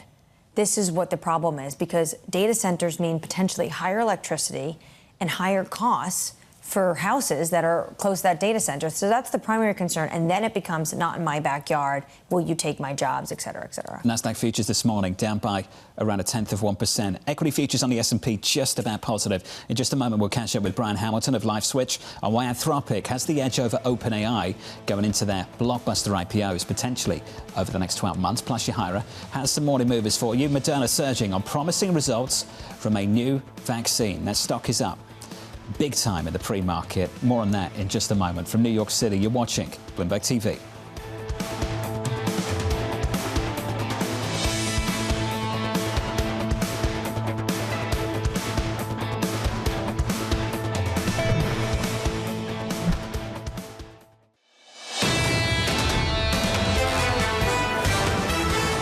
Stocks this morning doing okay, finding a firmer footing. We're just about unchanged on the S&P 500, down over the last 3 days by a little more than 1% on the S&P. On the NASDAQ, chips getting hammered in the last 24 hours, down 5%. That was the worst day so far this month in August. On the NASDAQ 100 this morning, we're down by close to 0.2%. In the bond market, yields shaping up as follows. 30s in focus, around 530 at the moment. We're just about unchanged on the session. Yields came in a few basis points in yesterday's session, given all the jitters worldwide from Japan to Germany to stateside. In the US, the highest yields we've seen since 07 or so. In Japan, some of the highest yields we've seen going back to the 90s at one point. And we've seen that repeatedly on occasion throughout the year so far. We are at decades high, and we just heard from Ed Yardeni, the individual who coined bond vigilantes, and he's like, I'm not nervous. He feels like this is a normal range that we should be trading in. And right now, he's still laser focused on the fact that it's not impacting the earnings story. And that's all that matters right now. That's kept this equity market so insulated. We came into 2Q looking for earnings of something like 20%. That's a really big number. We got something north of 30, which is a monster number. That's the kind of number you expect in a recovery coming out of a recession. Not like this in a year like the one we've got with GDP close to 2%. You don't expect to see massive moves like that in earnings. And also a plethora of issues right now that individuals are contending with, whether or not it's conflict in the region, it's higher yields on the Treasury, the fact that we have all this issuance coming from hyperscalers. The fact of the matter is the earnings continue to chug along. Crude, 92, check it out. Energy and that conflict across the Middle East, energy still elevated, 92. That is taking the temperature of what's happening in the Middle East right now. And what's happening in the Middle East, no one really knows. And that's the problem. When the president says there are no talks, there's no planned talks, we're kind of in no man's land right now. And this is the uncomfortable new normal we've talked about in this program repeatedly. We're right in the heart of it. And the president says that the strait is open, yet 3 Chinese tankers, as of this morning, were forced to turn around. And is that because the Iranians, is that because the U.S. blockade? There's a lot of questions about how much crude is actually getting through the Strait of Hormuz. We know a lot of individuals are getting crude out through transponders. And then this story in the Financial Times has me thinking that Iran is really acting very aggressively. Is this to negotiate potentially with the United States? Or are they serious about really wanting to ramp up in terms of sending messages to the U.S.? Brent crude higher by 0.7%. Counting it down to the cash open. 2 hours away. Let's get you some single names, some morning movers. Yahira has more. Hey, Yahira. Hi, John. We start with the biggest gainer in the pre-market, and that is Moderna. Look at shares up more than 60% in the pre-market after a major breakthrough for its cancer vaccine with Merck. The vaccine used with Keytruda helped stop melanoma from coming back or spreading in a late-stage trial. And the reason this is significant is it's the first time an mRNA cancer therapy has succeeded in a late-stage trial. So that gives Moderna its strongest evidence that the technology that it used for its COVID vaccines could become a whole new way of treating cancer. So a potential major game changer there. Meanwhile, it was a beat and a raise quarter for Target, and yet shares are slightly lower, down 1%. But when you look at the results, you can tell that this turnaround is working. This is a company that has been trying to win back shoppers, for example, by doing things like bringing in trendier groceries, and that is starting to pay off with both traffic and comparable sales up. But as you mentioned earlier, the issue is shares have run up more than 55% year to date. So investors had a lot of that comeback already priced in. And it's another turnaround story for Estee Lauder, but those shares doing better, up 7.8% after the beauty giant beat on sales and profits and ended 3 straight years of declining revenue. It shows that it's pushed to cut costs, speed up product launches, and reach younger shoppers is starting to pay off. John. Yahira, thank you. I had to give Moderna a double take. That's a huge move in the pre-market. Some of the single names going into the cash open to look for over the next few hours or so. On our radar this morning, the cost of AI debt is soaring, with Alphabet selling Australian bonds at a record cost. The tech giant selling $3.9 billion of debt at a near 7% yield at the long end, the deal attracting over $12 billion of demand. Elsewhere, SK Hynix ADR is getting a boost after unveiling plans for a $29 billion share buyback. The chipmaker also boosting shareholder returns and pledging to increase free cash flow to more than 50%. And finally, Anthropic moving to give the CEO, Dario Amodei, extra voting power ahead of its potential IPO. The information reporting the AI company is also planning on maintaining its non-shareholder trustees and elect the majority of members to its board of directors. So I look at this, and on one hand, I'm like, what are they so worried about in terms of outside investors, maybe activist investors? On the other hand, this is very familiar for tech companies. We saw Snap do this. Obviously, Mark Zuckerberg has this when it comes to Meta. So it's not actually surprising. Obviously, the timing makes you think we are really on the precipice for this IPO. He's part of the problem, the politics. We've been discussing it. He's trying to sort it out, but it's not working. I don't know how he sorts it out. every big headline I can think of in the last 5 years that's been, or 2 or 3, stretching the time frame here. It feels like 5. Every headline I can think of, every story that's been written associated with job losses in this technology, his name's somewhere in that article. White paper from Anthropic. Right? His name's somewhere in that article. How do you turn that around? How do you change that? That's one of the issues he has. The other issue, of course, he has, and this is where they have been trying to work it out, at least in the Oval Office side with Susie Wiles and the president, is obviously they have a very difficult relationship with this administration so far that I still can't get over the fact that the DoD has Anthropic as a supply chain risk. Yep. That is something that the DoD has for Chinese firms. So they have a very difficult relationship with this administration.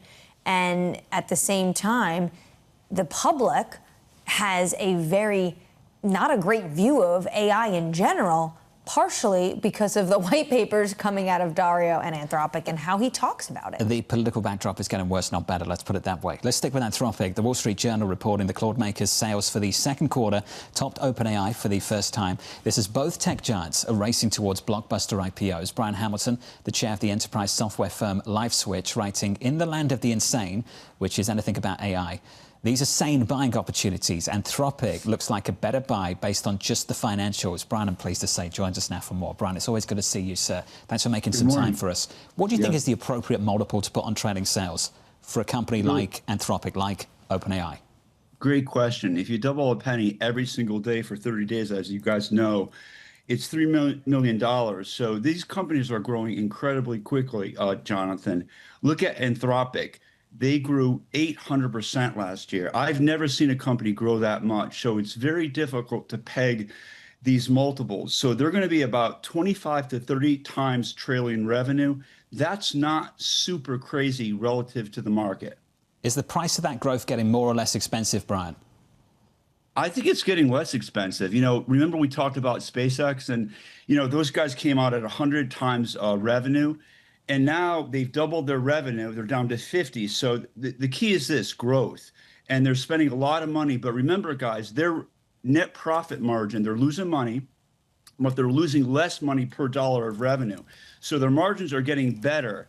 So it's really crazy. It's just a nutty market. I haven't seen anything like this on the multiple side, Jonathan. But I think 25 to 30 times revenue is not super nuts. And I think people will make money. By the way, particularly people who invest pre-IPO, as you know. So I think they're going to do well. Both companies are at about $1 trillion in valuation right now, Jonathan. And if you look at the revenue, that is just, I mean, it's amazing. They're just growing like crazy. Brian, can we just build on margins and pricing power specifically? Is there a risk that some of this becomes commoditized and ultimately they lose pricing power? Are you seeing that happening at all in any way, shape or form? Yeah, no. Great question, really is. But here's the thing. We see it in other huge industries, Jonathan. You start with a bunch of companies and it starts collapsing and these guys get market power. I do not see that as a risk. I see this the opposite side. We're going to get an oligopoly where we get few companies who have pricing power. It's an old tech move. It worked with Uber. It works with big companies with tons of capital. You throw tons of capital and you get the market and then you have pricing control. So I don't see that at all. Now, maybe I'm wrong. I'm wrong a lot, but, you know, I don't think on that point. Brian, everywhere you look, whether it's data centers, whether it's polling about concern about jobs, whether it's red states or blue states, there is a massive political risk right now for these companies. How are you weighing that? Man, wow, what a great question. You guys are 2 for 2. My God.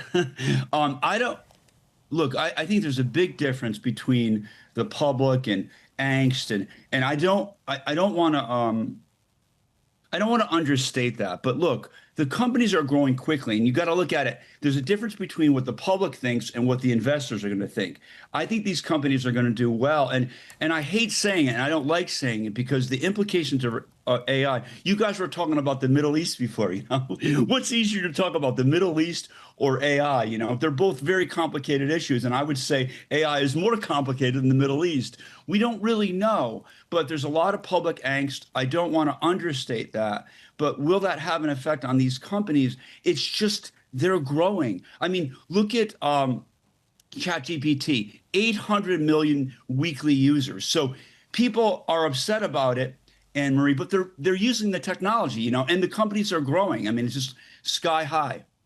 Well, Dario Amodei said himself, half of all entry-level white-collar jobs would vanish. Do they need to change their approach on how they communicate their technology to the public? Yeah, wow. These are tough ones. Look, I started early on in AI, neural network stuff about 25 years ago. I won't bore you with the details. These guys run good companies. They're growing very quickly. Will that happen? I don't know. Even in the Industrial Revolution, that didn't happen. What happened was we had a lot of money come in, a lot more economic return. These companies invested back in and created jobs. I'm not a huge buyer that these jobs are going to go away. Now, maybe they know something I don't know. So again, it's the difference between, hypothetical situations of what's going to happen in the future and what's happening with the companies today. So that's just a big unknown. It's a great question, but nobody knows. And I don't think they know either. Brian, just a final question, the backdrop. I think you mentioned SpaceX. Does the post-IPO SpaceX experience in the stock market reshape the approach of these companies as they come to market? Not at a fixed price, maybe lose some of the hubris that we saw a little bit on Wall Street coming into the summer. Right. Do you see a different approach? I don't know. I think, Jonathan, there's a big difference between SpaceX. I mean, SpaceX came out, as you guys know, I think way overvalued. I mean, the market's up and down right now with regard to the company. I don't know. But here's the thing. If you look at the growth rate of these companies, look at the net profit loss margin, you got to look at the margin. Anthropic is at negative 33% right now from a negative 81% last year. So the margins are getting better. So I think they're two different animals. I really do. And I think it's just nuts. I mean, Anthropic is about $1 trillion in valuation right now. They could come out at $2 trillion in valuation. It's amazing. But if you look at the growth rate, all bets are off on the valuation. I don't think it's a terrible value, actually. The numbers are incredible. Brian, appreciate your time, as always, sir. Brian Hamilton there of LiveSwitch. We're going to see 1, 2, 3, the biggest IPOs we've ever seen in the history of capital markets. Incredible. Anthropic is going to be incredible. OpenAI is going to be incredible because of the revenue these companies are bringing in and how much everyone is valuing them right now and their future. That's the latest on the race to IPO. Let's get you an update on news worldwide with your Bloomberg brief. Vonnie Quinn has more. Hey, Vonnie. Hey, John. Thank you. A big upset in Florida's Democratic Senate primary. Democratic Socialist Angie Nixon beating the establishment candidate. With 99% of the votes counted, Angie Nixon defeating Alex Vindman 56 to 44%. Nixon will go on to face Republican Ashley Moody in November. A primary in Alaska could determine control of the Senate in November. With 70% of the vote counted, Democrat Mary Peltola and Republican incumbent Dan Sullivan will advance in the state's open primary. Peltola has 47.3% of the vote to Sullivan's 44%. TikTok is exploring a feature that would allow users send money to each other in direct messages, a move that would extend the social media app's push into financial services. TikTok Pay is currently only available in Vietnam, Malaysia and Thailand and is used to pay for TikTok shop purchases.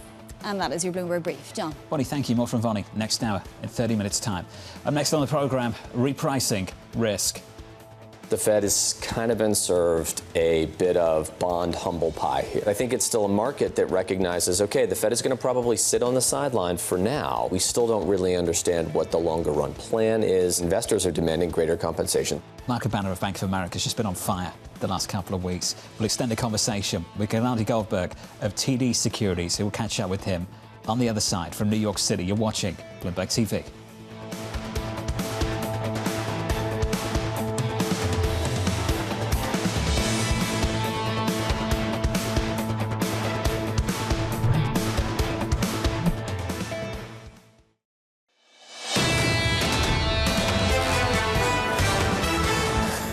Equity futures this morning just about unchanged on the S&P 500, finding a firmer footing so far in the session. The Nasdaq down by 0.2% following yesterday's slide. At the epicenter of that slide, some weakness in the chip stocks. The semis down 5% in Tuesday's session. Into the bond market, 2s, 10s and 30s. This one the main event going into next week in Jackson Hole. 10s around 470 still, 30s still around 530. Under surveillance this morning, repricing risk. The Fed has kind of been served a bit of bond humble pie here. I think it's still a market that recognizes, okay, the Fed is going to probably sit on the sideline for now, but we don't know where they're going to be over the longer run. We still don't really understand what the longer run plan is. And as a result of that, investors are demanding greater compensation to extend out the curve. So here's the latest this morning. The Treasury sell-off easing ahead of the Fed minutes and today's 20-year bond auction, but markets expecting loose fiscal policy and stubborn inflation to keep rates elevated. Gennadiy Goldberg of TD Securities writing, "We believe the long end has been subjected to death by 1,000 cuts." Gennadiy joins us now for more. Good morning, good to see you. Good to see you. Everyone's always looking for that one simple explanation for something, but I'm struggling to do that with this bond market. Are you? Yeah, I mean, I think everybody likes to have their pet explanation. I've heard, one of the reasons we wrote the note was everyone's reached out with, do you think it's this or do you think it's that? Confirming the price. Right. And really, it's everything. It's a little bit of supply side, a little bit of demand side, and a little bit, as Mark said earlier, it's a little bit of this, what's the Fed's reaction function? We just simply don't know. So how easy is it to fix, given it's been death by 1,000 cuts? I think you can still turn the ship around. I don't think it's a lost cause by any means. I don't think things are so bad that they're unfixable. Chair Warsh gets another chance at bat next week. Let's see if he makes anything of that. I think the bond market sort of read him Miranda to some extent. I mean, if you think about it, they've basically said, we need, if you do not give us your reaction function, one will be assigned to you. And the one they're assigning to him is not the one that the Fed necessarily wants to be assigned. Is there a tactical opportunity to get long into Jackson Hole? I'm a little bit nervous in the very short term. The amount of conviction I hear among investors is just rock bottom. I mean, I feel like that's been the case basically for the last year. It has just been really, really low right now. And it's because of this combination of factors. It's supply side, it's demand side, it's the Fed. So, yes, the Fed can start to right the ship, but you also need the Treasury to start to play ball. And they've sort of started to kind of talk about maybe reducing long and auction sizes. But it's this global rise in rates that's really got everybody worried. So the worry isn't the next 12 or 24 months. Everybody knows that yields will do just fine over that horizon. The worry is the next 3 to 6 months. Maybe I get in at 470 on 10s, but perhaps they'll go to 5%, and I've actually missed the boat. But the question is, the Financial Times gave the appetizer for how he actually feels. Don't you think in Jackson Hole he basically needs to socialize this and communicate this in a speech? I think that's the assumption. The problem is we don't know. I mean, look, he could come out and just tell us nothing once again. And do we know that the FTE was sourced from people who are actually close to the plan? I think that was an attempt to damage control. But we'll see if he does it again. I mean, so far, he's not given us all that much to chew on. Who do you think is whining? And I don't mean to be, cute here. Is it the bond market that's whining, or is it actually the Fed saying you've got addicted to this forward guidance? The bond market's like, we're actually not asking for forward guidance. We just need to understand your reactionary function. I think the bond market isn't whining. I think the bond market's speaking. And when the bond market speaks, people listen, because it does tend to send, shockwaves through the system. We don't know where the instability lies. One of the things I was discussing just yesterday, everybody's worried about this move higher. Why isn't volatility higher? Well, it's been a slow bleed. And the longer this goes, the more likely this is to create some volatility in the system. And we don't know where the shockwaves will actually end up. You mentioned the reaction function. I think there is a sense of an understanding of the committee's reaction function, given the way we rallied at the front end following weaker than expected data over the last 2 weeks. 2-year yields came in because people believe that'll keep their Fed on the sidelines. That's not uncertainty. What's curious to me is whether there are market participants who believe because they're going to sit this out, that's a problem. And I think it's a different kind of question. I think so. To their point, I think a lot of the FOMC members in that core, the middle, so your Wallers, your Williams, the folks who are kind of teetering on maybe we should hike rates, maybe we shouldn't, have kind of hinted that their bar for hiking rates is actually a lot lower. Now, it's a little bit tricky when you don't have the data you need to kind of justify your move. But if that's the case, then the market will be a little bit more, I would say, kind of heartened by that. Now, if over the next couple of months, the data just kind of continues to come in middling, we get core PCEs at 0.22s, 0.23s, the labor market stays pretty firm, that could continue to weigh on the long end. And I think that's the danger here, is that we're still sitting it out. The market's going to assume the Fed just kind of keeps coasting. And I think that's the danger here. So the question is, why not get ahead of it and actually hike rates? but they kind of need an excuse. So you think hikes would help the long end? I think so. I think the curve would flatten materially on a rate hiking cycle. It's not going to be one hike. It never was. If they do hike, and it's not our base case at TD, but if they do hike, it's going to be at 50 to 75 basis points. What's your base case? Our base case is a hold. We think they actually try their best to hold through it. Obviously, the risk case is by September, by October, that you actually get enough to hike rates. So if you're at a hold, that takes care of the front end of the curve. Where's the long end going out to? I think we hover around here. I don't think we break out to 5%. I think 5% is a good line in the sand. Okay. I think there's enough investors who are keen to pick up 5%, both in real and nominal terms, by the way. Real rates are actually quite attractive as well. If they hold in September, and I know you're a base case hold for the whole year, but if they hold in September, there's no way they would be able to hike in October. Do you think politically? I think they can. I think if you start to get 0.3s, 0.4s on inflation... Before midterm election, days before? They've done it before. They cut into the last election. So at the end of the day, they're going to, it's not something that really, enters their thinking as they're trying to do things. Can they hike before the task forces give us, their prognosis of what's going on at the Fed? I think so. I mean, I'll put it to you this way. I think we're actually very, very close to a September hike. Even though it's not our base case, I think the bar is actually incredibly low. What do we need? We've got one more payrolls print, one more CPI print. What tips us over the edge? We get a 4%, unemployment rate for good reasons, not for bad reasons. We get 150 to 200K payroll, and we get a 0.35 to a 0.4 on core PCE. I think that core of the committee, your Williams, your Wallers, your Cooks, your Jeffersons, are really going to consider it. And we know 3 of them already want to hike. They dissented. You don't need that many more people to basically overrule the Fed chair. Gennadiy, it's good to see you. As always, thank you, sir. Thanks, Gennadiy Goldberg there of TD Securities on this bond market, death by 1,000 cuts. There are many, many reasons for this move. But potentially, one way to ameliorate all of this is for Kevin Warsh next week to come out and just run through to the world what his reactionary function is and how is he thinking, and kind of clean up the press conference. People want him to hike. Let's just get to it. This whole conversation about reaction function, I get it. I understand it. I'm right there with you. There's some things that need explaining, but the move we're seeing is people actually asking for tighter policy from the Fed. And Mike McKee was pretty direct about it. He said in the news conference to him, you keep talking about it, you're going to do something about inflation, but you keep doing nothing. When are you going to do something? Which begs the question, if he keeps talking about it, he is an inflation hawk, especially given his prior time at the Fed, does he actually need to prove he's going to hike to remain that credibility? Up next, we'll catch up with Sonders of Charles Schwab, Sucharita of Forrester, the former St. Louis Fed President Jim Bullard, and Jeanne Sun of Citi Wealth. The third hour of Bloomberg Surveillance just around the corner.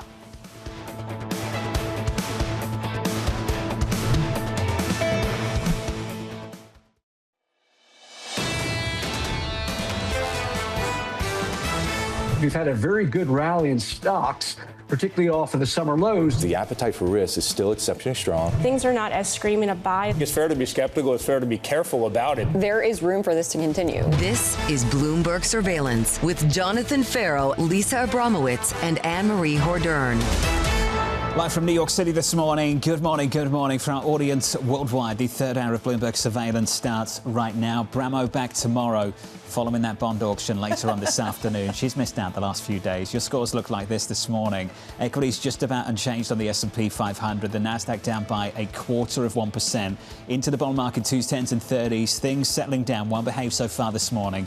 Yields coming back in by another 1 or 2 basis points at the front end of the curve, back to 4.15 on 10s at 4.68. We're down a basis point or 2 at the longer end of the curve. Here, looking out for the next 24 hours or so, I mentioned that 20-year bond auction taking place this afternoon at 1 p.m. Eastern Time. Also, 60 minutes later, the Federal Reserve and those meeting minutes taking place. We'll get those meeting minutes at 2 p.m. Eastern Time. And there's this greater emphasis on these minutes because of how Fed Chair Kevin Warsh described the Federal Reserve meeting and basically the questions he left the whole world following that press conference. Everyone wants to learn from the minutes. Maybe potentially we understand a little bit more about his reactionary function from these minutes. It's become a catalyst when normally you would just look through that. No one would care about this. Yeah, the goal was to de-emphasize a lot of this, I think, when Kevin Warsh came into the Federal Reserve, and now it's like every little detail gets more and more attention. Every speech from every Fed president gets more and more attention. And this was always the risk.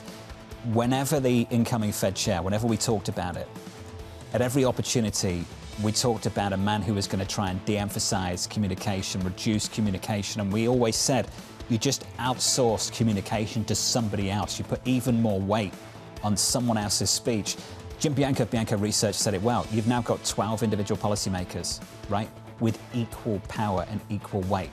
I don't think we're quite there yet, but increasingly that's the direction of travel over the past few months. I mean, you said this a number of times going into that race, and then once we heard it was Kevin Warsh and how he wanted to conduct the communications over at the Federal Reserve, even though it's a task force looking into that right now. In the meantime, if he's not going to come out and be able to really describe the consensus of the committee and have the backing, what it feels like the committee, which doesn't sound like he does given that Wall Street Journal report, well then, who's going to fill that void?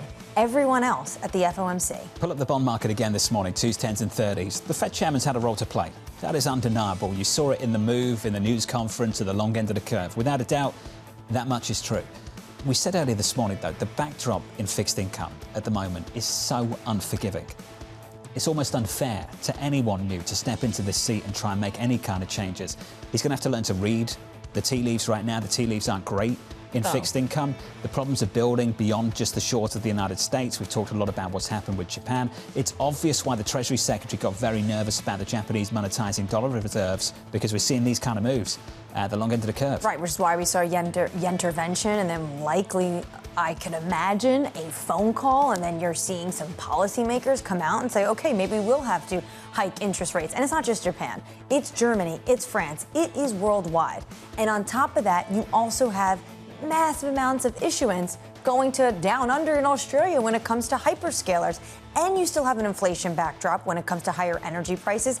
And you have the fact that more governments are just spending more to insulate their consumers and to expand their defense budgets because there are multiple conflicts right now in the world. Let's talk about the hyperscalers. You mentioned it. Let's talk about the political backlash. It's bad. That you're covering in greater and greater detail heading into the midterms. At what point does that become a market story? Because it's certainly become a political one, and it's become a political one very quickly. Well, I've been asking a lot of people about this, and they kind of brush me off. Well, you're the politics person, you have to ask this. No, this is a political story. There's a moratorium on data centers in New York. Josh Shapiro, who went out there and told the tech companies like Amazon, please come and invest in our state, is now putting guardrails around data centers. In Texas, there is concern about this. It doesn't matter if you're a governor in a red or a blue state. The consumer, your voter, is saying the same exact thing. I do not want a data center here. I do not want electricity prices to go up. This is going to be a huge story for not just this midterm, but 2028. And I can't see a scenario where both candidates are going to have to line up on this, because this is bipartisan. Nasdaq futures this morning down by a few tenths of 1%. Coming up this hour, we'll catch up with Sonders at Charles Schwab as elevated bond yields weigh on equities. The former St. Louis Fed President Jim Bullard on why now is a good time to raise interest rates, and Jeanne Sun of City Wealth on deepening exposure to the AI theme. We begin this out with stocks steady following 3 consecutive days of decline. So this is Sonders at Charles Schwab writing yesterday's action was defined by bond yields and oil prices. A double squeeze on risk sentiment. Lisanne joins us now for more. Lisanne, welcome. Always good to catch up and get your response to what's happening in markets. That double squeeze has been on for months and months and months, and really started at the beginning of March. And this equity market has tolerated it pretty well. Do you sense a change, a turn? Maybe at least in the short term. And it is still the case that if you look back on a rolling 1 month or rolling 1 year basis, the correlation between bond yields and stock prices is for the most part negative. And I think that's actually an undertold story right now. We're focused on the short term and the implications of certain levels on the 10-year. And I think it's level, its velocity of move, its volatility, but it's also the shape of the yield curve. And that drives whether we're seeing significant concerns about an economic impact or a market impact. But if you widen the lens a little bit, it's important to understand that well, I think everybody understands we've definitively left the great moderation era that went from the late 1990s up until about the 2022 inflation spike. Almost that entire period, with a little bit of an exception around the global financial crisis, bond yields and stock prices moved in the same direction, because what bond yields were keying off of was the growth side of the equation, not the inflation side of the equation. But you go back and you look from the mid 60s to the late 90s, more than a 30-year period of time, you had the opposite relationship. Bond yields and stock prices were inversely correlated. And that's because bond yields were keying off the inflation side of the equation, not the growth side of the equation. We've been calling that the temperamental era. I think we've exited the great moderation. We may be in an era that looks a little bit more like that prior era. So, Lizanne, some people are saying that's the return to normal. Can you build on that? Do you think it is the return to so-called normal pre-GFC? Yeah, and I heard my friend and your friend Ed Yardeni on this morning, and I think to some degree this is a return to normal pre-global financial crisis era. So I think there's also this context problem here with the move up relative to the post-global financial crisis backdrop. I don't think that was the norm. I think the norm pre-existed the global financial crisis. And that's why I think we're not seeing such a dramatic impact either on the economy or the market. But I think it's also the shape of the yield curve that matters. We're so focused on levels at 470, is at 5%, as you were talking about with Ed.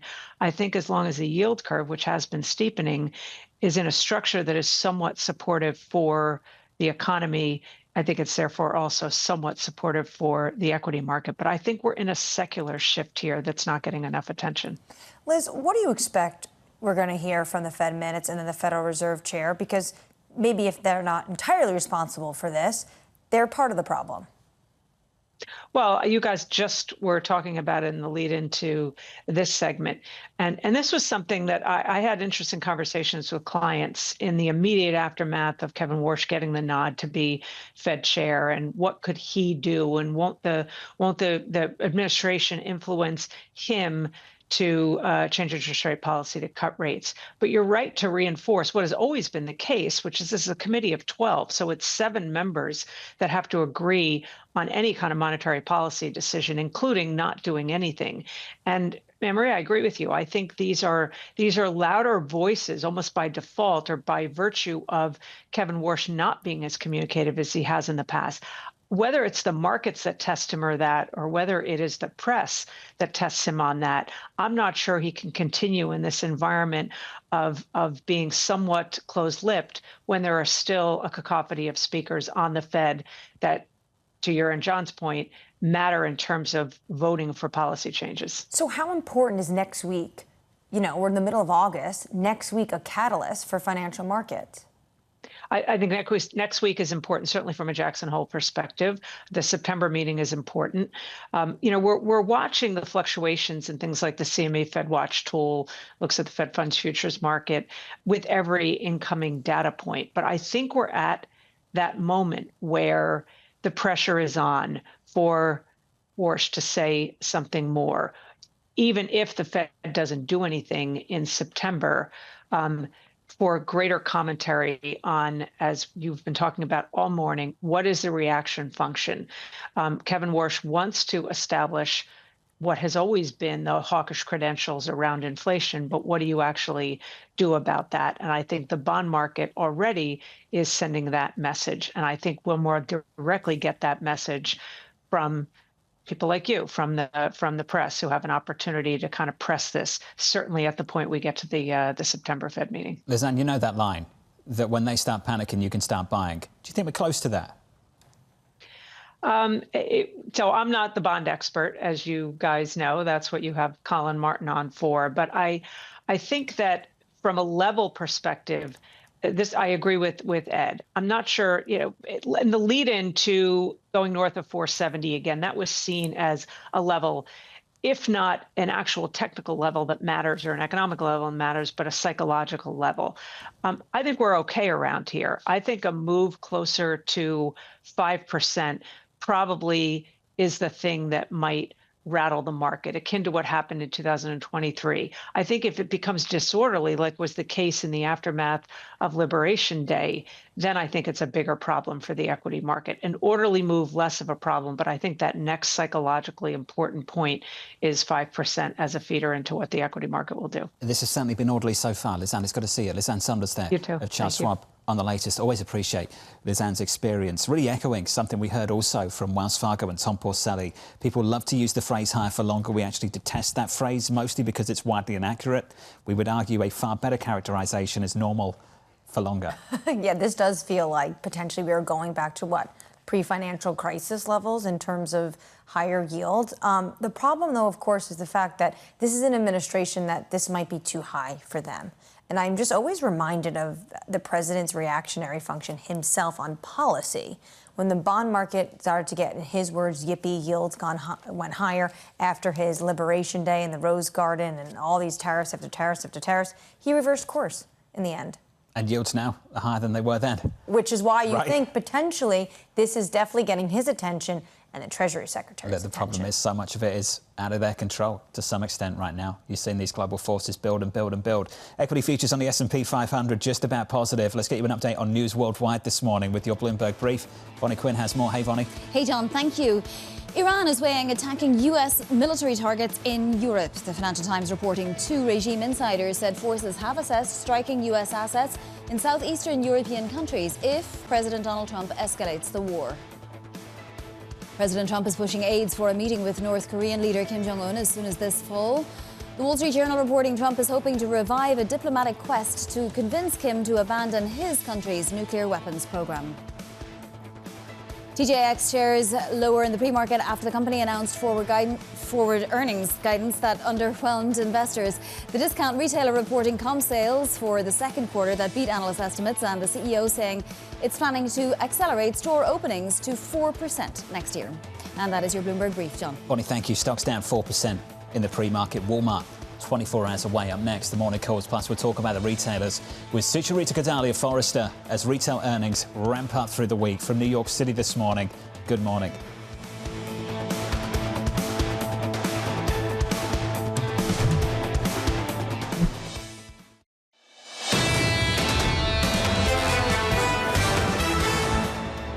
Then comes the question as to whether or not these interest rates will actually weigh on earnings growth, because it has been strong earnings growth that has forgiven all sins for this market. At this point, there seems to be no sign of that, but certainly that would be something to watch. Cam Dawson of NewEdge Wealth looking at this bond market. Let's look at this bond market right now. 2s, 10s and 30s.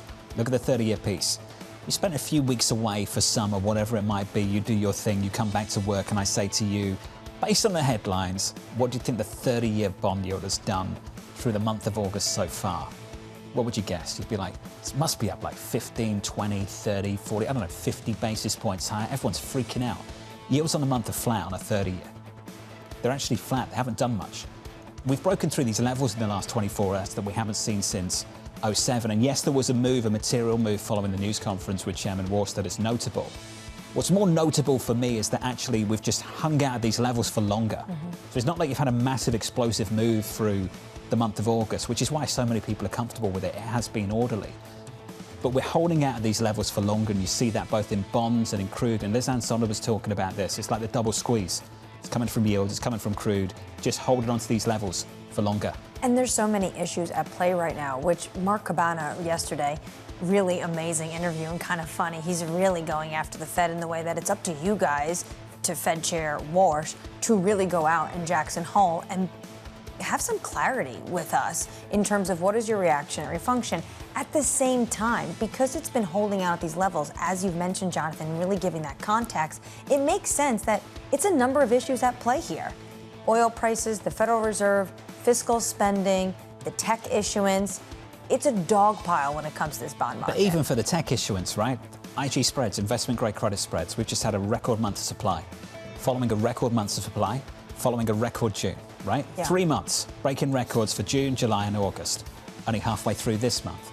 Investment-grade spreads this month are virtually unchanged. I think they're wider by 2 or 3 basis points on the month, likewise on the year. The bigger move has actually been at the front end of the Treasury curve. It's been on 2s. Down at the front end by double digits off the back of weaker than expected data. So for all the complaints about a lack of understanding about what this Fed's going to do, I think for the committee as a whole going into the September meeting, there's an understanding based on the incoming data still, even with the absence of an understanding of where the Fed share stands on a bunch of things. It's an understanding that based on the data over the last week, there's less of a chance that they hike in September. Right. Given the data, I think it would be hard for the doves to cross the line and say, yeah, this month makes sense for us to have a hike. Everything has been softer, barring New York Empire manufacturing. Everything has been on the sides of the doves. And if they don't go in September, I don't see a scenario. I know we just spoke to a guest who said they could. They've done it before into an election. It shouldn't matter, but people. But I just think, yeah, I think a few days ahead of a big election, you hike. It's not a good look for anyone. That's the bond market picture. Equity futures this morning on the S&P just about unchanged, on the Nasdaq down by a tenth, unchanged likewise on the Russell. That's the equity picture, the equity story going into the open in about an hour and 10 minutes away. Let's get you some morning calls. First up, Evercore raising its price target on Dow, saying an underappreciated storage portfolio can accelerate profit. Your second call from Jefferies upgrading Dollar Tree to hold, citing a return to basics and improving traffic. And finally, Bank of America cutting its price target on Home Depot, noting supply chain costs are weighing on margins.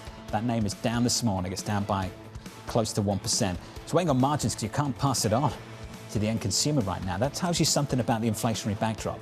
And it's not the hawkish story you might be told by some Fed officials. No, right now, it's just too expensive. I mean, I'm actually in the middle of a renovation, but that's a different story. But prices are prices are incredibly high. So people are doing some of their own stuff at home. You do it yourself. They're buying their own power tools.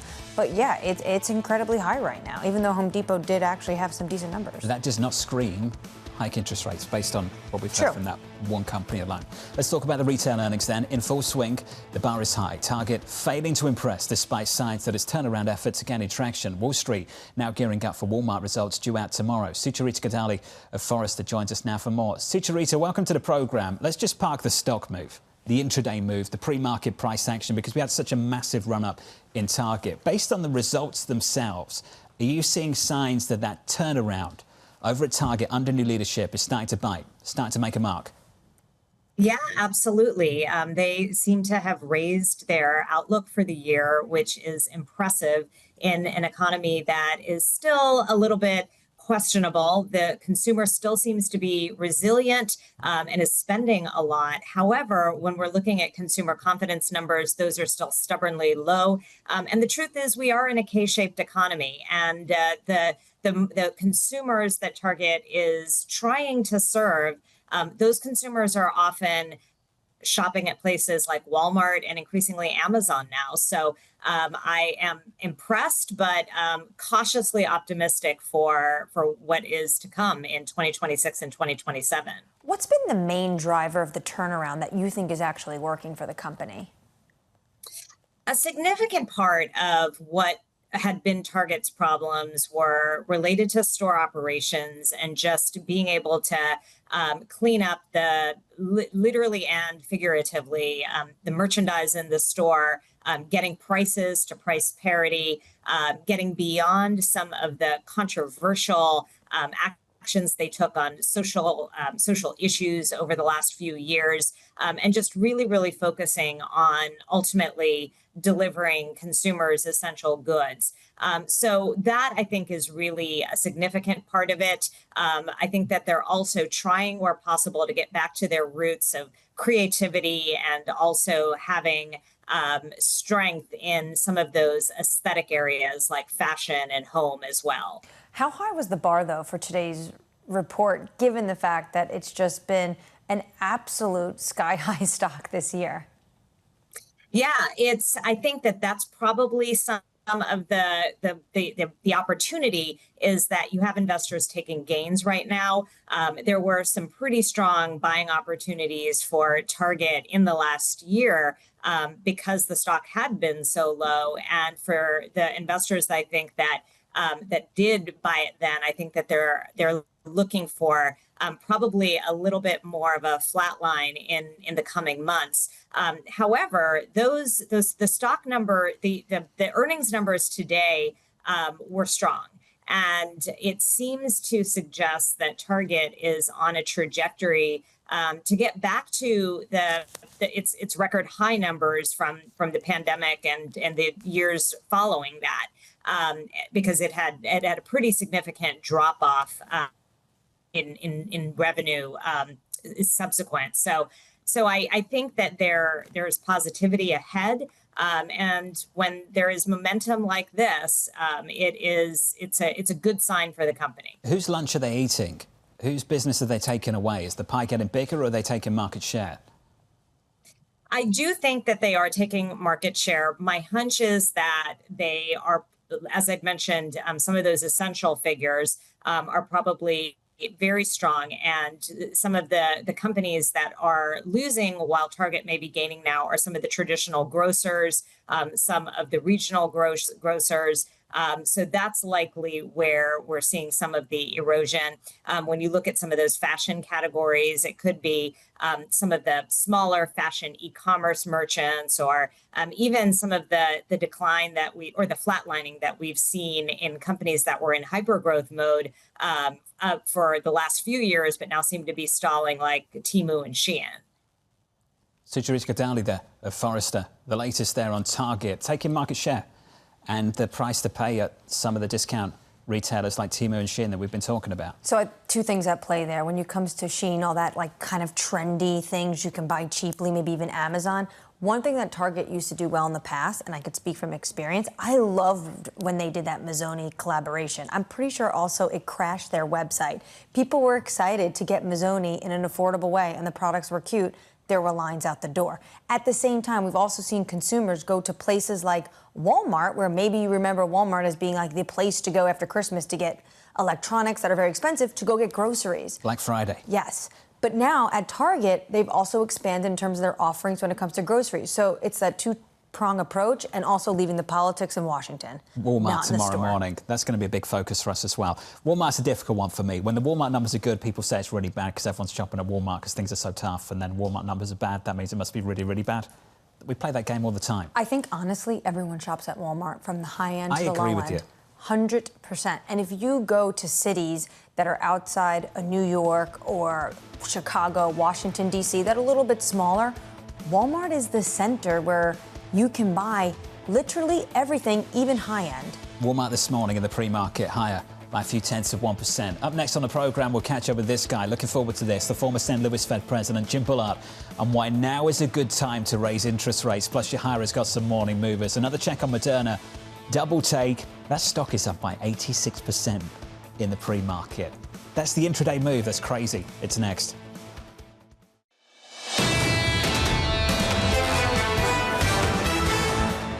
Stocks this morning unchanged on the S&P 500, going absolutely nowhere. And the Nasdaq 100 this morning unchanged as well. The opening bell about 60 minutes away. Let's get some single names, some morning movers. Yahira has more. Hey, Yahira.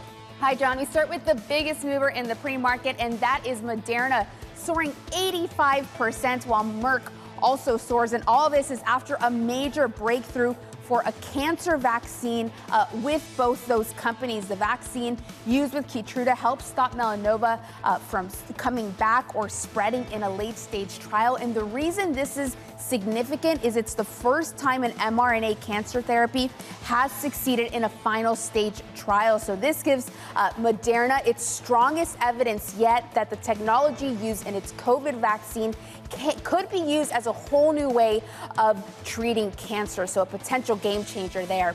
Let's turn to the retail earnings that we've gotten this morning. We start with TJX, shares falling 5% even after the company beat on comparable sales. This has been a retailer that has benefited from consumer unease as they look for value, but now the company wants to ramp up store openings starting next year, and that's where some of the investor unease is coming from, maybe worried that they're getting too aggressive at a time when the outlook on the consumer still feels a bit shaky. And we end on Lowe's, another retailer reporting earnings this morning. Shares are down 3% after the home improvement retailer cut its full year outlook, now expecting comparable sales to be flat. They told us what we heard, similar to what we heard from Home Depot yesterday, that consumers are still putting off those bigger home renovation projects as higher borrowing costs make those projects more difficult to finance. And of course, elevated mortgage rates keep people from moving and taking on those projects. John? Yahira, thank you. Thanks for this morning. Lowe's is down about 3% in the pre-market. The next stop, we've talked about it repeatedly. We'll hear from Walmart in about 24 hours' time. Let's talk about the Federal Reserve. Very close-up picture of the Federal Reserve there. Beautiful building. Lots of problems with that building. We'll avoid those problems now. Wall Street awaiting those minutes from that Federal Reserve meeting from just a few weeks back. Mike McKee has a preview. Good morning, Mike. Good morning, John. You inspired me here in terms of that building. Of course, it doesn't look like that right now because it's under construction again.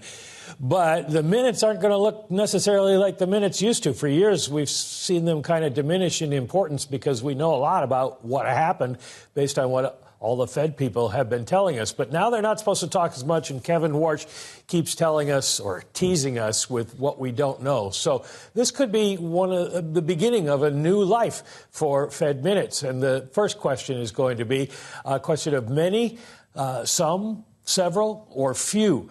How many people actually would have voted against or voted for raising rates, at the last meeting if they all had votes? We know there were 3 dissents, but were there more people who voted but said, oh, I'll go along with the chair, or people who didn't vote, as Albert Musalem and Austin Goolsbee have told us, who would have, if they had had a vote, who would have decided to vote for it? Other questions, what are their forecasts and risks evaluations? We're not getting that from Kevin Warsh now. What was the sense of the committee in terms of what's going to happen next with the economy and with inflation? We heard about this idea of Kevin Warsh's that he floated, having fewer meetings during the year for the Open Market Committee. Let's see if the minutes flesh that discussion out and see more about what they were talking about and how that idea was received on the committee. And finally, we'll probably learn a little bit more about the task forces. They no doubt discussed. Yeah, Mike, I'm going to jump in, buddy, because I want to jump to the bond market just quickly. Yields coming in just a little bit, and I want your reaction to a statement, Mike, we got from the Treasury just moments ago. It was on liquidity support buybacks beginning September 9th. So this is from the Treasury. Mike, you follow this stuff as well. I'll share this with you verbatim as we go through it in real time. The US Department of Treasury is increasing by at least double the size of liquidity support buyback operations for longer dated nominal coupon securities, 10s to 20s sector and the 20 to 30-year sector. The current maximum size of $2 billion per operation will be at least $4 billion per operation. This change is effective September 9th. If you can bring up the bond board and show the reaction as I read through this. Treasury will provide more information about future buyback sizes at the next quarterly refunding scheduled for November 4th, 2026. This increase in buyback operation sizes reflects Treasury's desire to provide greater liquidity support in longer-dated nominal sectors where there is consistent, strong sponsorship from market participants, as evidenced by the significant volume of high-quality offers Treasury routinely receives in longer-dated buyback operations. The move at the long end off the back of this statement, Mike, is notable. You've got a move of 6 basis points on 10s, close to 6 basis points likewise on 30s. Mike, what's your reaction?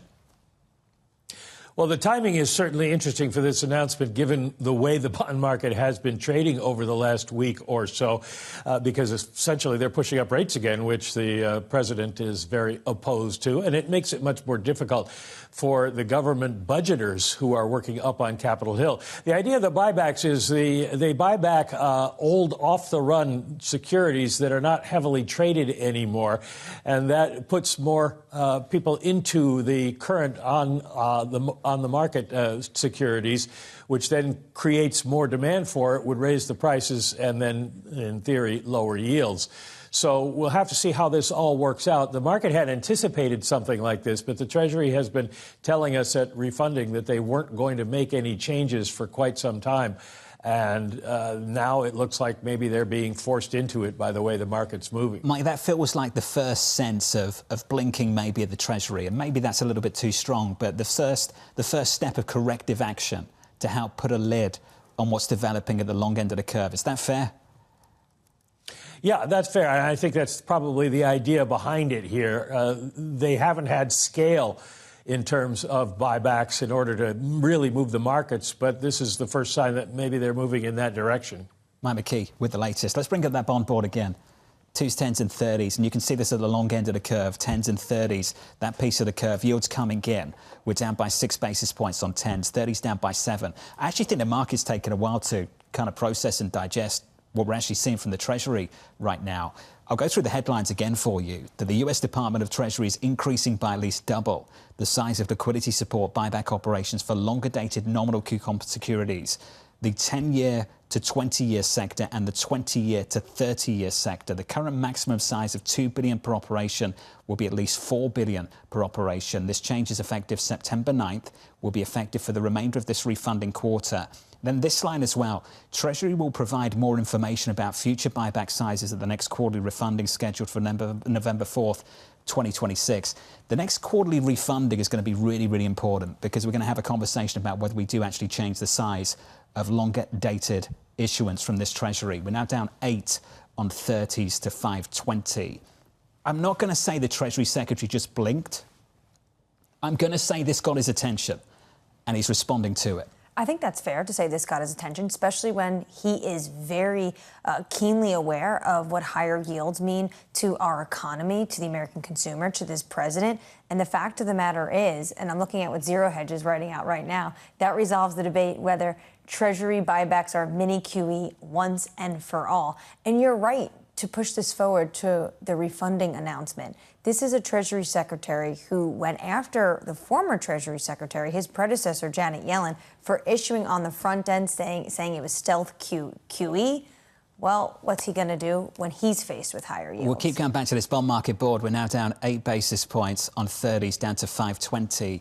And if you start to think about the intraday move on the 30-year Treasury and think about the highs of yesterday's session and compare it to where we are now at 519 on 30s, the highs of yesterday's session were 534. So you're talking about a 13, 14 basis point move in 24 hours, encouraged by this action from the Treasury just moments ago. So it definitely got the Treasury's attention. We know that. And also, how much does this help Fed Chair Kevin Warsh next week at Jackson Hole when he's not facing maybe potentially as high as yields we were facing, say, yesterday? It almost feels like, once again, Scott Bessent to the rescue? Yeah, we'll see if this sticks. It's important, it's timely, and the timing is getting our attention heading into that 20-year bond auction later on this afternoon. The former St. Louis Fed President Jim Bullard joins us now for more. Jim, I just want your reaction to the initial move from Treasury just moments ago.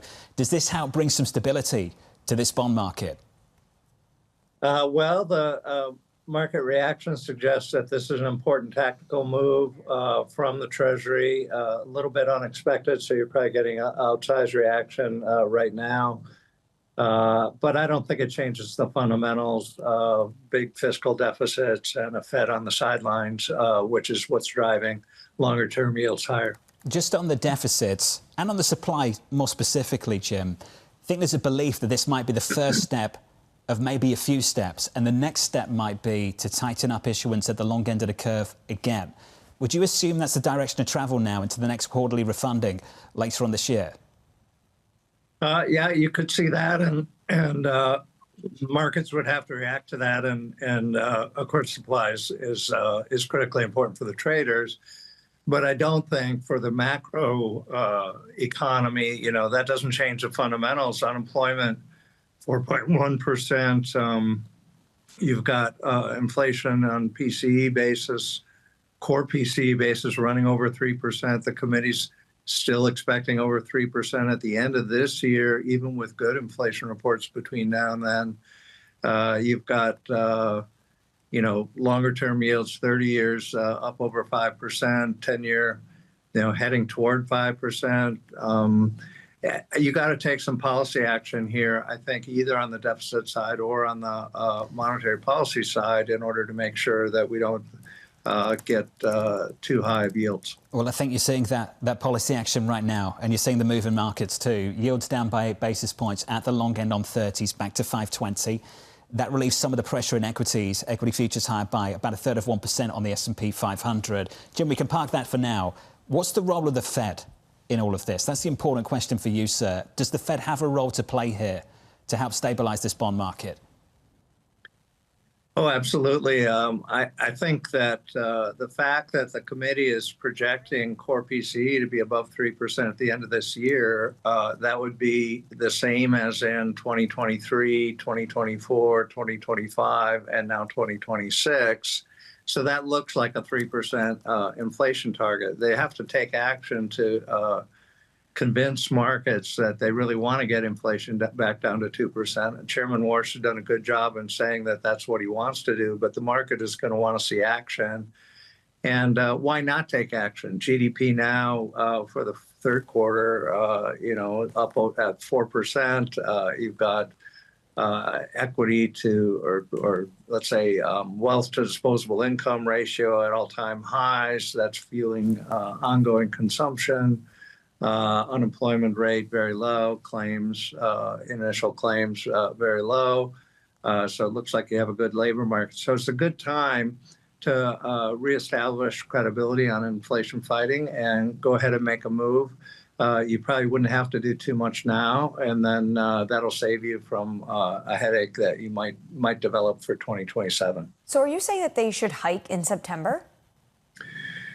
Well, I'd consider it. I don't think it's too bad of an idea. I think that markets are saying that, well, the jobs report was a little bit mixed, although unemployment is low. And overall metrics on the labor market seem to be that the market's in a good equilibrium. So, why not go in September? Or if not, then at least give a signal that you might go later in the year. Ironically, the September meeting has the most forward guidance of any meeting because the dot plot plots out what you might do over the next 90 days, over the remainder of 2026. So I'm wondering if Chairman Warsh will abolish the dot plot for this meeting. He could use Jackson Hole to do that, or whether he would let it go, and then the committee might come in and say that they're not planning to do too much, according to the dots anyway, not planning to do too much by the end of the year. I don't think markets would probably like that, and you'd see higher, longer-term yields. Jim, before we get to September, I just want to stay on July, just for a beat. Some minutes coming out later, Jim. Now, typically, they're not that important, but this feels slightly different because we had a cleanup effort in the Financial Times for the Fed chair following the news conference. What would you look for in these minutes? Well, the minutes are going to sound hawkish, you would think, and I think the tone of the meeting was pretty hawkish, and you did have the dissents and so on. You probably have other members. Well, we know, I guess, that you have other members that are sympathetic with the dissenters, so the committee is very much split. That's what will come out in the minutes, but there has been data between then and now that has changed the complexion slightly. Certainly a weaker inflation report. Although I would say that most recent inflation report really came in right on target. So it wasn't really like it was a soft report. It was like as expected, and maybe some relief that it wasn't hotter than expected. Then the committee would have really been under pressure.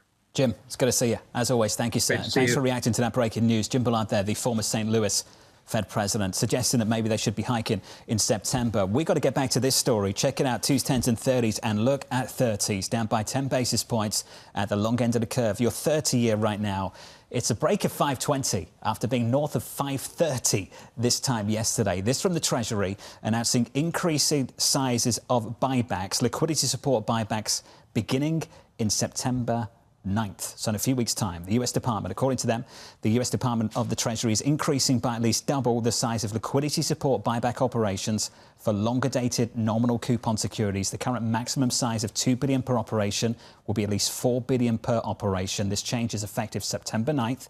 Will be in effect for the remainder of this refunding quarter. Treasury will provide more information about future buyback sizes at the next quarterly refunding. That next quarterly refunding scheduled for November 4th is going to get even more attention because people will start to assume this is the first step of a number of steps, and the next step might be to tighten up issuance at the long end. Right. And Jonathan, you know this better than anyone else.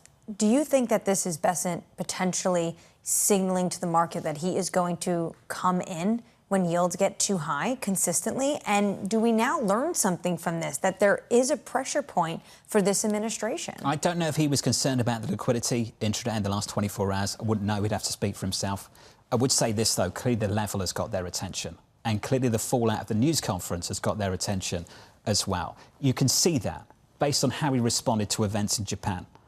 The nervousness he had, based on their own actions, about monetizing dollar reserves and trying to make sure that didn't happen.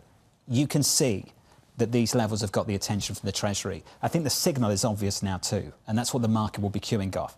Less so the liquidity support, but the signal it provides. The next step. It's always the next question. OK, you've done this, what are you going to do next? People will just assume now they're going to be tightening up issuance at the longer end of the curve. I'd also add this in as well. If the Treasury is watching these levels, then surely the Federal Reserve is as well. And this is something that Mark Cabanna alluded to. The Treasury Secretary's been meeting with the Fed, Jay. You'd have to assume they've met since the last meeting happened. Oh, of course. They meet every 2 weeks. Right? What does this mean for Jackson Hole a week from now? And the Treasury's done their piece. What's the Fed's role in all of this? Yeah, and potentially is there a little bit of a nudge from Scott Bessent to Kevin Warsh on what really he should be saying when he speaks at Jackson Hole? And really, it's going to be a landmark speech for Kevin Warsh, his first at Jackson Hole as the Fed chair. Also, we have a 20-year auction today. Do you think this means there's going to be more decent demand now for that 20-year? Because the man who is self-described as America's top bond salesman has come out with this move. Yeah, he certainly helped support that 20-year issue a little bit later on this afternoon. So I can tell you, yields are down at the long end by close to 9 basis points. It alleviates some of the pressure in equities. We were flat. We're now positive by close to 0.5 on the S&P. In just a moment, we'll set you up for the day ahead. Plus, we'll catch up with Jeanne Son of Citi Wealth on deepening exposure to the AI theme. Looking forward to that conversation. We need her reaction to this bond market move. Live from New York City this morning. Good morning. This is Bloomberg Surveillance.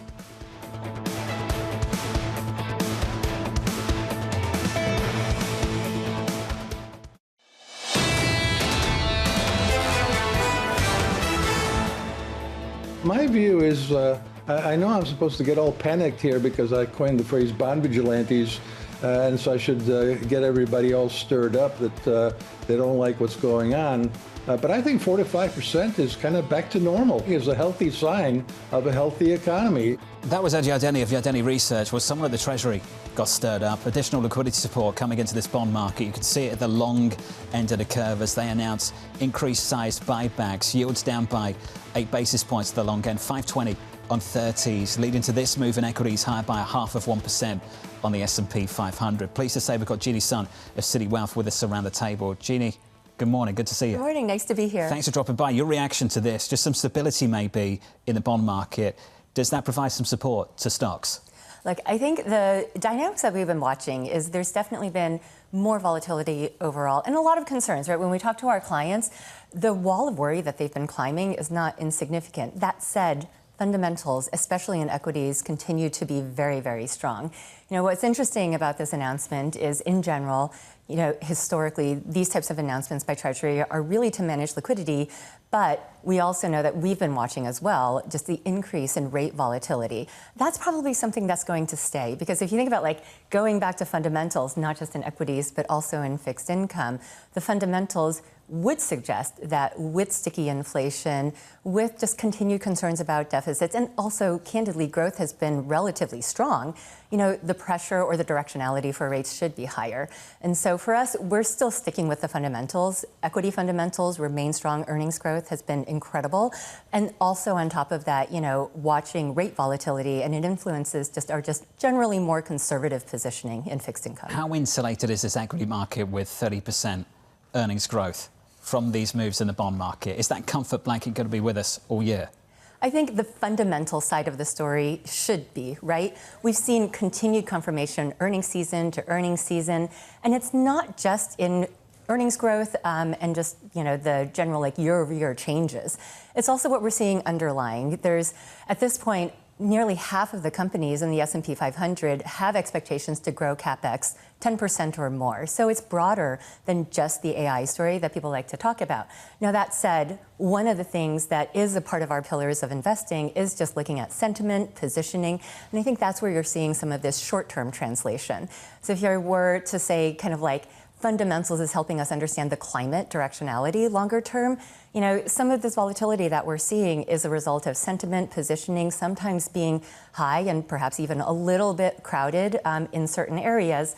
This is where that kind of like weather impact, and as we know, there's been a lot of weather. Is there a yield, though, that potentially would start to hurt some of these equities? You know, I think it's less about just the level It's also for us the directionality, the speed with which this happens. I know there's been a lot of focus on the more recent rise, but in general, if yields are rising alongside good growth, and this inflation that we can understand and explain, and it's not really shooting up in a way that we don't think is manageable, and also the drivers kind of matter here, that's the part where we want to understand how those two things interact with each other. A really sharp spike driven by a surprise, and perhaps even some concerns about being able to keep inflation capped or reined in, kind of like 2022, that would probably be a little bit more concerning. That's not our take. When we compare some of the dynamics today versus 2022, just looking at inflation breadth isn't as wide. You don't have as many companies in surveys expecting to increase rates over the near term. It's definitely higher than pre-pandemic, but it's not worsening, and it's not at the same levels that we saw back in 2022. Jeanne, appreciate you dropping by and reacting to that breaking news. Appreciate it. Thank you. My pleasure. Thank you for having me. Of City Wealth. Thanks for being here. Let's talk about this move. We're down 9 basis points at the long end of the curve, 30s.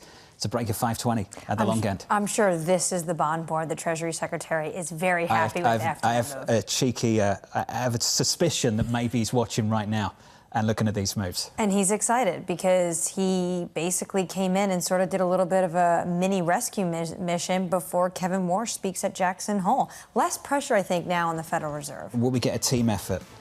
Will we see more from Warsh next week in a similar vein? Attempt to stabilise things? It's a good question. I do wonder what they're going to be discussing on breakfast or lunch this week or next week. Well, maybe that discussion's already happened. Yields down by 8 or 9 basis points at the long end of the curve. Equities pushing higher into the opening bout tomorrow. Krishna Gua of Evercore, Jack Manley of JP Morgan will catch up with Gennadiy Dhingra of BNP Paribas and the San Francisco Fed President, Mary Daly from New York City. Thank you for choosing Bloomberg TV. This was Bloomberg Surveillance.